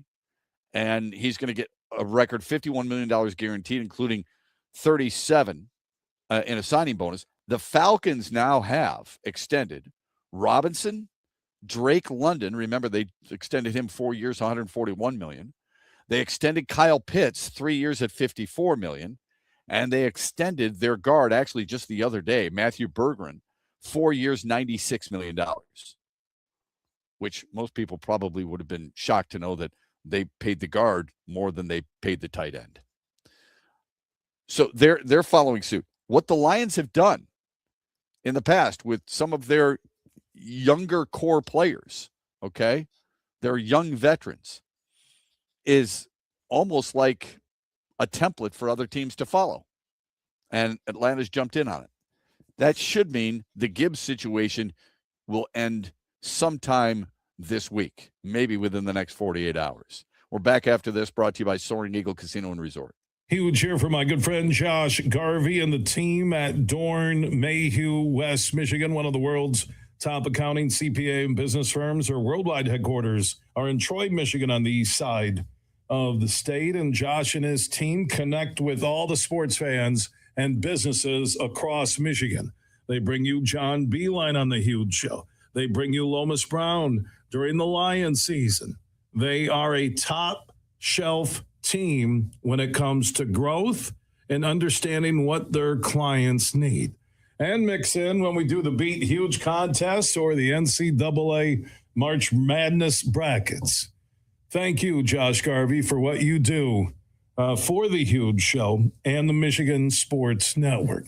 Simple and easy. Just find Dorn Mayhew on all the social networks or just Google Dorn Mayhew and find out how they can help your business. And again, a special thanks to Josh Garvey and the Dorn Mayhew team in West Michigan. Our state is Mecca for golf, and one of Michigan's crown jewels is Tullymore and St. Ives, two world-class championship courses in one charming and beautiful location. The golf is challenging but fair. You're going to use every club in your bag. But let me tell you what makes Tullymore really special. It's the people. From the wait staff to the bartenders to the pro shop and the management, their sole purpose is to give you a memorable experience, and they do. Go to TullymoreGolf.com today and experience a Michigan masterpiece. Make sure you listen weekly to our Moving Ferris Forward interviews with Ferris President Bill Pink and other leaders who are moving Ferris forward. Find out more about Big Rapids and Ferris and what they have to offer at ferris.edu.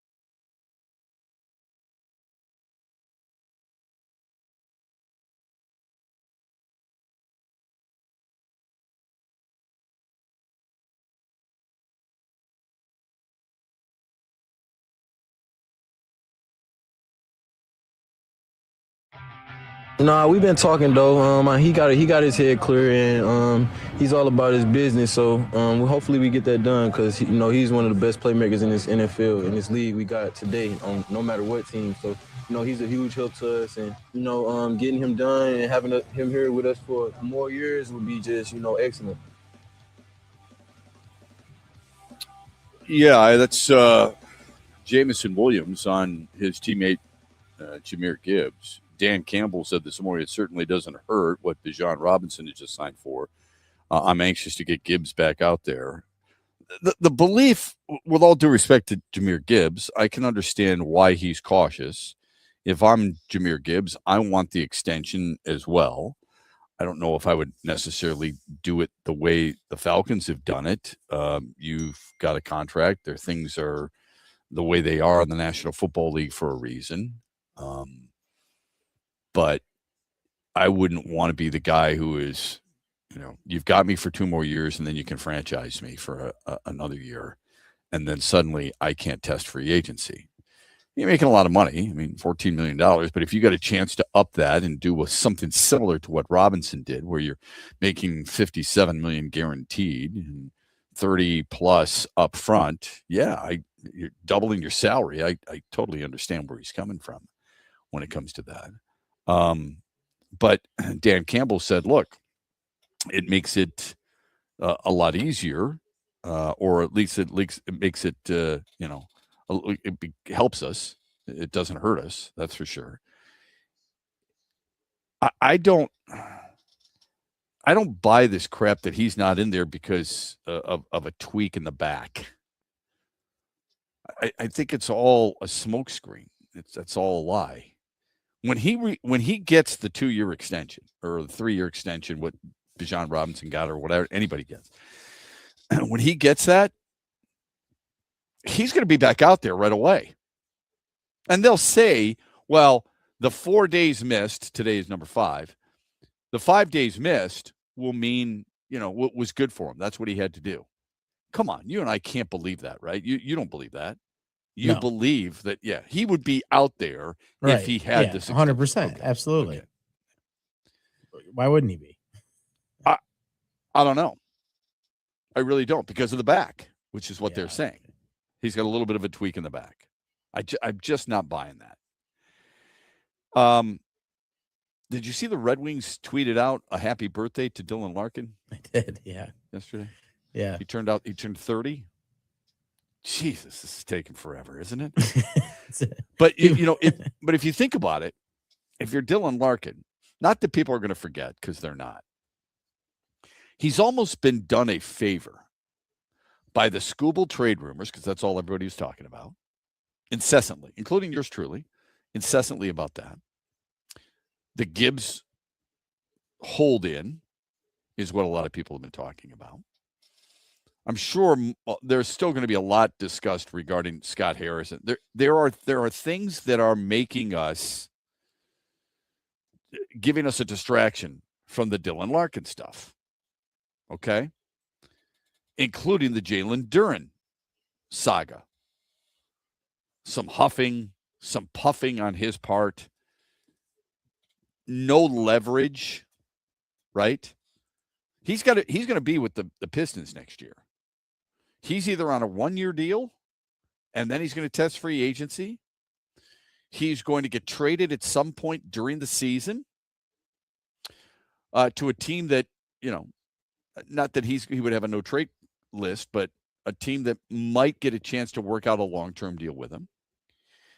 Or he's going to play an entire year, and then he's going to walk with nothing coming back to the Pistons. All those things. In fact, you could argue the latter, because he might be in a worse spot than Larkin or anybody else. And the reason I say that, even though I firmly have believed for a long time that at the time it was Steve Eisman as the GM, he's not going to budge unless he gets what he wants, which would make it very uncomfortable for Dylan Larkin. It's going to be really uncomfortable for Jalen Duren too. Because Jalen Duren is the one who is like pushing at least his camp, and he could have put a stop to it, pushing for a sign and trade with Sacramento, pushing for a sign and trade with the Lakers. Are you interested in me?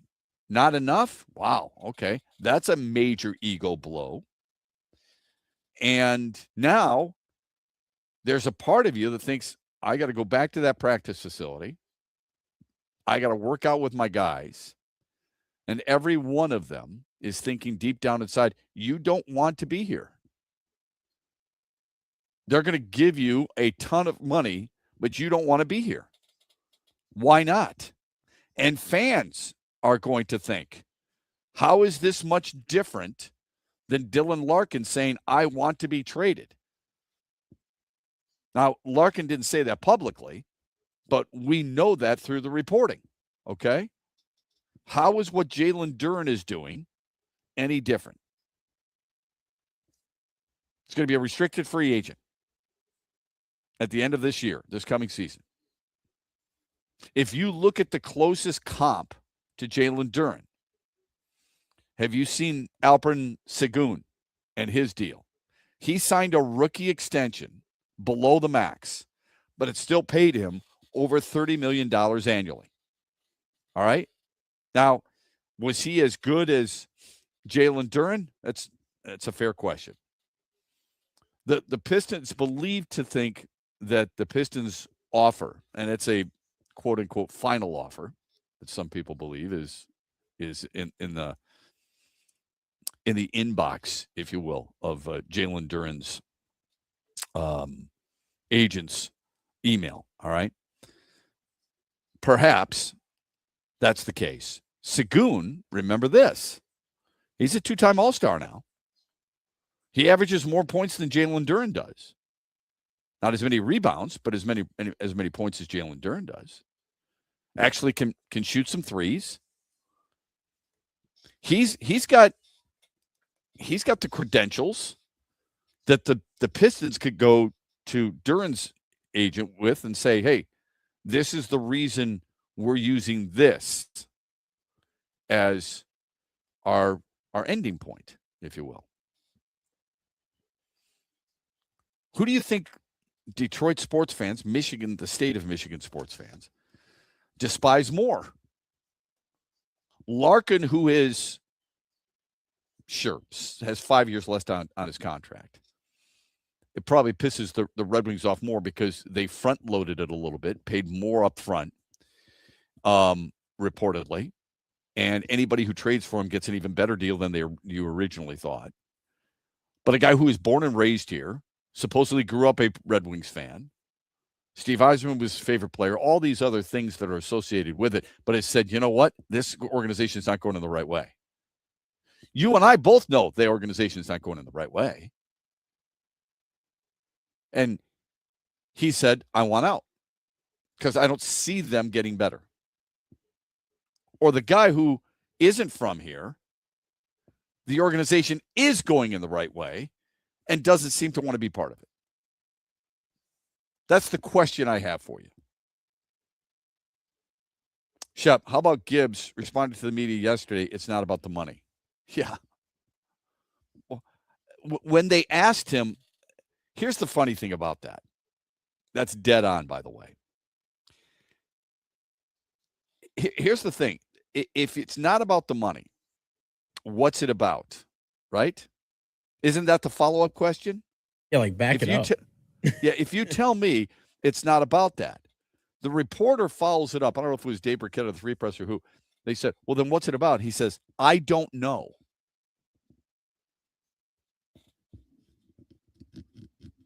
If you don't know, who does? Right, exactly. Like you're the player. Wouldn't you try to back yourself up a little bit? I mean, say why if you actually said that. Even if you just said, look, that's part of it, yes. These people we've been around long enough to know that it absolutely plays a role. Yeah, it's not. A lot of people aren't even going to blame. Yeah, it's just going to say a lot of people aren't even going to blame you for it. I think most people originally at the offset would blame him and say, you know what, you got 2 years left on your contract. It's interesting. We'll say that about Dylan Larkin. He's got 5 years left on his deal. You'll be pissed off at him for wanting to trade. Jahmyr Gibbs got 2 years left on his contract. Nobody's pissed at him, are they? Nobody. Why is that? Because 2's less than 5? I don't think it should matter, should it? Quick timeout. We're brought to you on this Tullymore Tuesday by Soaring Eagle Casino and Resort. In the den. It's a new day to celebrate and be free. It's a new day full of action and excitement because it's a new day for winning. Only at Soaring Eagle Casino and Resort. Soaring Eagle Casino and Resort, your getaway reimagined. This is Matt Shepard. It's a different feel getting ready to watch the Tigers now, isn't it? They've traded their 2 best pitchers and 2-time Cy Young Award winner Tarek Skubal and All-Star Casey Mize. Skubal goes to LA for 3 prospects, including 2 pitchers. Mize heads to San Diego for 2 pitchers. The Padres' second best prospect, Cash Mayfield, a 6'4" lefty who is pitching at high A, and another southpaw, Jackson Wolf, who has an ERA north of 7 in 17 starts at AAA this season. 2 trades, 4 pitchers, no guarantees. The Tigers have told their clubhouse and their fan base they can't win this year. Despite being 2.5 back of the wild card, they sold off and didn't add, while the teams above them in the standings added to try and make a playoff push. It will take a lot of metal in that clubhouse to finish the year, let alone make it to the postseason. Van Andel Institute Purple Community is a grassroots fundraising network powered by the dedicated volunteers who support VAI's mission to improve human health now and in the future. When you raise funds through the Van Andel Institute Purple Community, 100% of the proceeds go directly to the Institute's research into diseases like cancer and Parkinson's, as well as VAI's science education programs. Learn how you can get involved at purplecommunity.org. Coming up later today at 3 on The Huge Show on the Michigan Sports Network, I'll deliver huge opinions on everything you're talking about.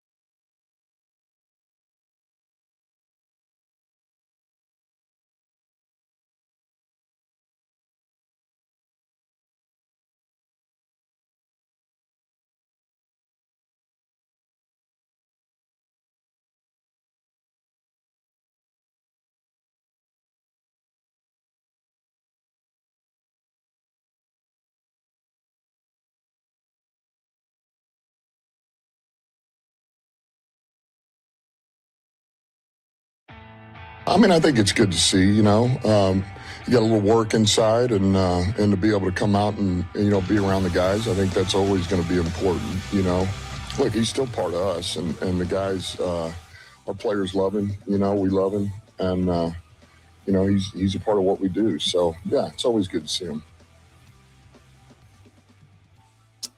Dan Campbell talking about Jahmyr Gibbs. I tweeted this out, and I don't know how many people are going to respond.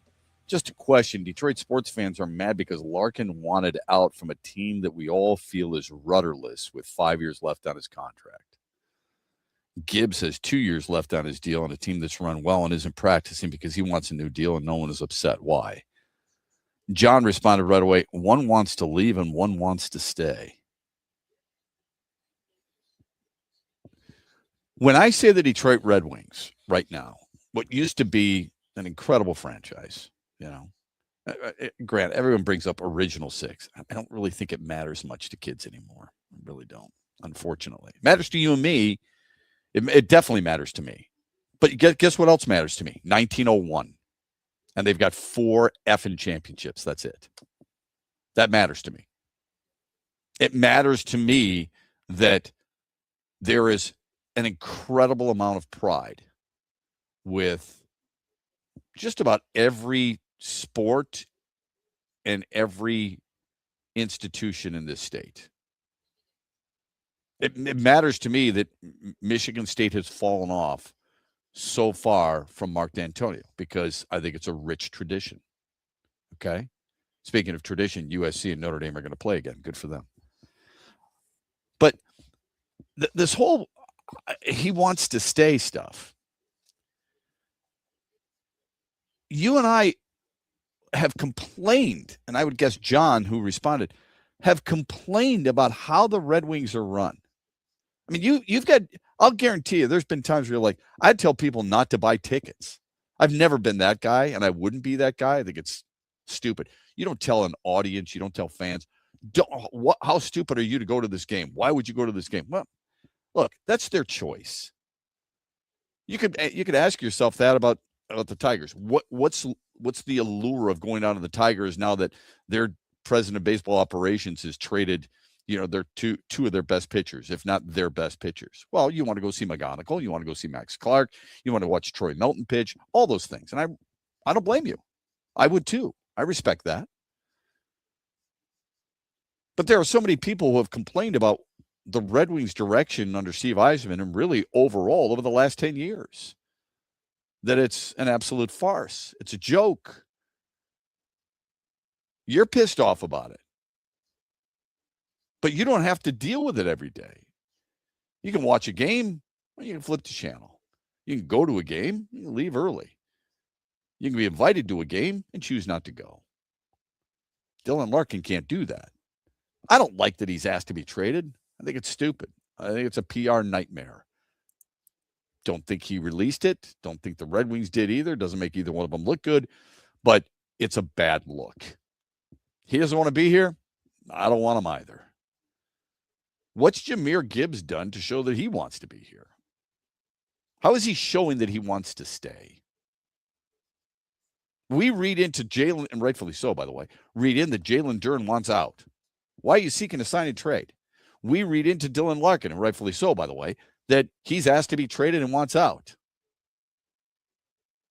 But Jahmyr Gibbs walks around with a hoodie and doesn't practice, and we think he definitely wants to be here. What has he done that makes you say he wants to stay? How would you answer that, Andy? What has he done? What has Gibbs done that makes you say he wants to stay? If he wants to stay, he wouldn't be practicing? Or am I wrong there? No, I mean, you'd think that he would be to show his teammates that he wants to be out there. I mean, Campbell mentioned in that comment that he's been getting work in inside, and I don't really know what that means. But I mean, I'm sure his teammates would rather have him out there practicing than not. You'd have to think that. Okay. I mean, obviously they have like some respect for what Jameson Williams said. It seems like they have respect for him wanting to get paid, but like you, at the same time, you're out there putting the work, and you'd think that you'd, especially when the pads are on, you'd want him to be out there doing stuff too. Yeah, for sure. I want him on my team. There's no question. I want Jahmyr Gibbs. You definitely want Jahmyr Gibbs in your team. They all want Jahmyr Gibbs in their team. There's no question about that. They don't want to go away from that. I think that they want to see that their friend gets paid though too, because I mean, let's be like, to players, obviously the money stuff is they're always going to be in the favor of the player getting the money, but it's it just feels like with this situation, yeah, he's got 2 years left. If it was, would it be if Larkin requested this trade, we were kind of talking about like 2 years before his deal was done, I bet the reaction would still be the same towards Dylan Larkin right now. It would have been pretty similar to how it has been. I don't think it would be much different. Jahmyr Gibbs wants money. Yeah. That's what he wants. I'm not blaming him. I don't blame him one bit. I'm just wondering, why is it so important for us? Why is it so important to us that we have to have somebody who, quote unquote, wants to be here? I'm confused at that. I was talking about this with some friends of mine Saturday morning. I feel like, and maybe we're the same. Maybe we're the same as a lot of other fan bases. It is so important for us to be loved, or at least liked by athletes. Our town. I want to be here. Yes. He wants to be here. Thank God he wants to be here. As long as he wants to be here, I'm okay with him. You only want him because he's really good. If this were Sione Vaki, I want to be here. Does that matter to you? Hell no. He's not carrying it 250 times. He's not picking up 1,300 yards. And he ain't scoring double-digit touchdowns. So this whole belief that one wants to leave and one wants to stay. I mean, what has he done that makes you think he wants to stay? Like I said, I hate the way Larkin handled this. I want Gibbs on my team. He hasn't said he wants to be here. He wants money. I don't blame him, but that's what he wants, right? This is about cash. It's not about wanting to be here or not. It's about cash. Why are we not understanding that? Maybe more importantly, why is it that shouldn't even be taken into consideration? All we want to know is that he wants to be here. Very strange. Let's get to the final results of the poll question from the other day. We asked you this. Grade the Tigers' trade of Scooble. A, I'm anxious to hear this. A, B, C, or failure? What did most people say? I got to say I'm a little surprised. I mean, not overly surprised, but it got A was 11%. I'm surprised even that many people gave it an A, to be honest with you. Wow. B, I haven't seen anybody give him an A. B was 51%. C was 28%. I thought there would be a lot of people in the C category just because they still got some good prospects, but it probably wasn't enough. F was 10%. So it's 62% or higher, B or better. Yep. 62%. I suppose there's a part of you that could look at it and say 11% A, 10% F. So it's really the B category. I think most of that, it's probably an unfair question. Most of that is, I don't know who Jackson Wolf is, or Cash Mayfield is, or River Ryan is, or Brady Smith. But a lot of people before including us to extent, I feel like a lot of people talked about how they wanted to see some kind of major league talent coming back in this trade, and the Tigers just didn't really get any of that. I mean, I guess River Ryan is pitched in the MLB, but I mean, come on. So that's why I thought that the grades would be a little bit lower. But yeah, look, when you see, I think I was surprised because I thought more people would view it as the Tigers quitting, and I hope that's not the case because they're doing it back in the wild card. But you end up getting nothing that's going to help your team right now. Neither one of those guys. Both those guys would help this team win games down the stretch if you allow them to pick. Exactly. Neither one of them brought anybody to help the current team. Maybe in the future, but the current team, no. Right? Is that fair to say? No, that is fair. I mean, it sounds like they were River trying Ryan to, in September? Okay, so you're going to bring up two guys September 1st. One's a position player. It's not going to be Zaire Hope. Max Anderson? No. I don't know who it's going to be. It's going to be one position player and one pitcher, and it sounds like it'll be River Ryan. And it would, in my opinion, if you would have really thought you're going to keep an arm to help you, fine. If you want to trade Skubal, but you would have kept Casey Mize and probably not. I would have. That's what I'm saying. Like, I think I that would have been Casey Mize, and I would have got rid of Gleyber Torres. Exactly. I'm in that boat. And the fact that I didn't hear anything about, again, we don't know what they're getting offered, or I got to imagine somebody was out there giving something for Gleyber Torres. I want you to think about this for a minute. Tarek Skubal's the best free agent on the market next year. He's the best and highest trade chip. The Tigers are 2.5 back in the wild card, and they trade him. Casey Mize was the second best arm. Okay, this year he's the second best arm. Some people may say Robbie Ray. Others may have said Luis Castillo. Not with Luis Castillo's numbers this year. And Casey Mize is traded, and they get nothing to help the team right away. The Nationals trade Luis Garcia. He's got the number 1 National League slugging percentage. He's only 26. Nationals are 5 games out of the wild card. They trade him. The Marlins are 1.5 out of the wild card. They trade Liam Hicks. He's your best hitter. Okay. The Mets, I get it. They trade Luke Weaver. The Orioles say they're going to go for it. They trade Adley Rutschman, who was their franchise player and an all-star 2 years ago. He's a former first overall pick. Mets trade Clay Holmes, blah, blah, blah. Okay, whatever. Think of the teams you're now mentioned with. You're mentioned with the Marlins, the Nationals, and the Orioles. Disgusting. What it is. Don't give me that. Like, it's, I get that you're saying that, these guys have talent and they might make it or whatever.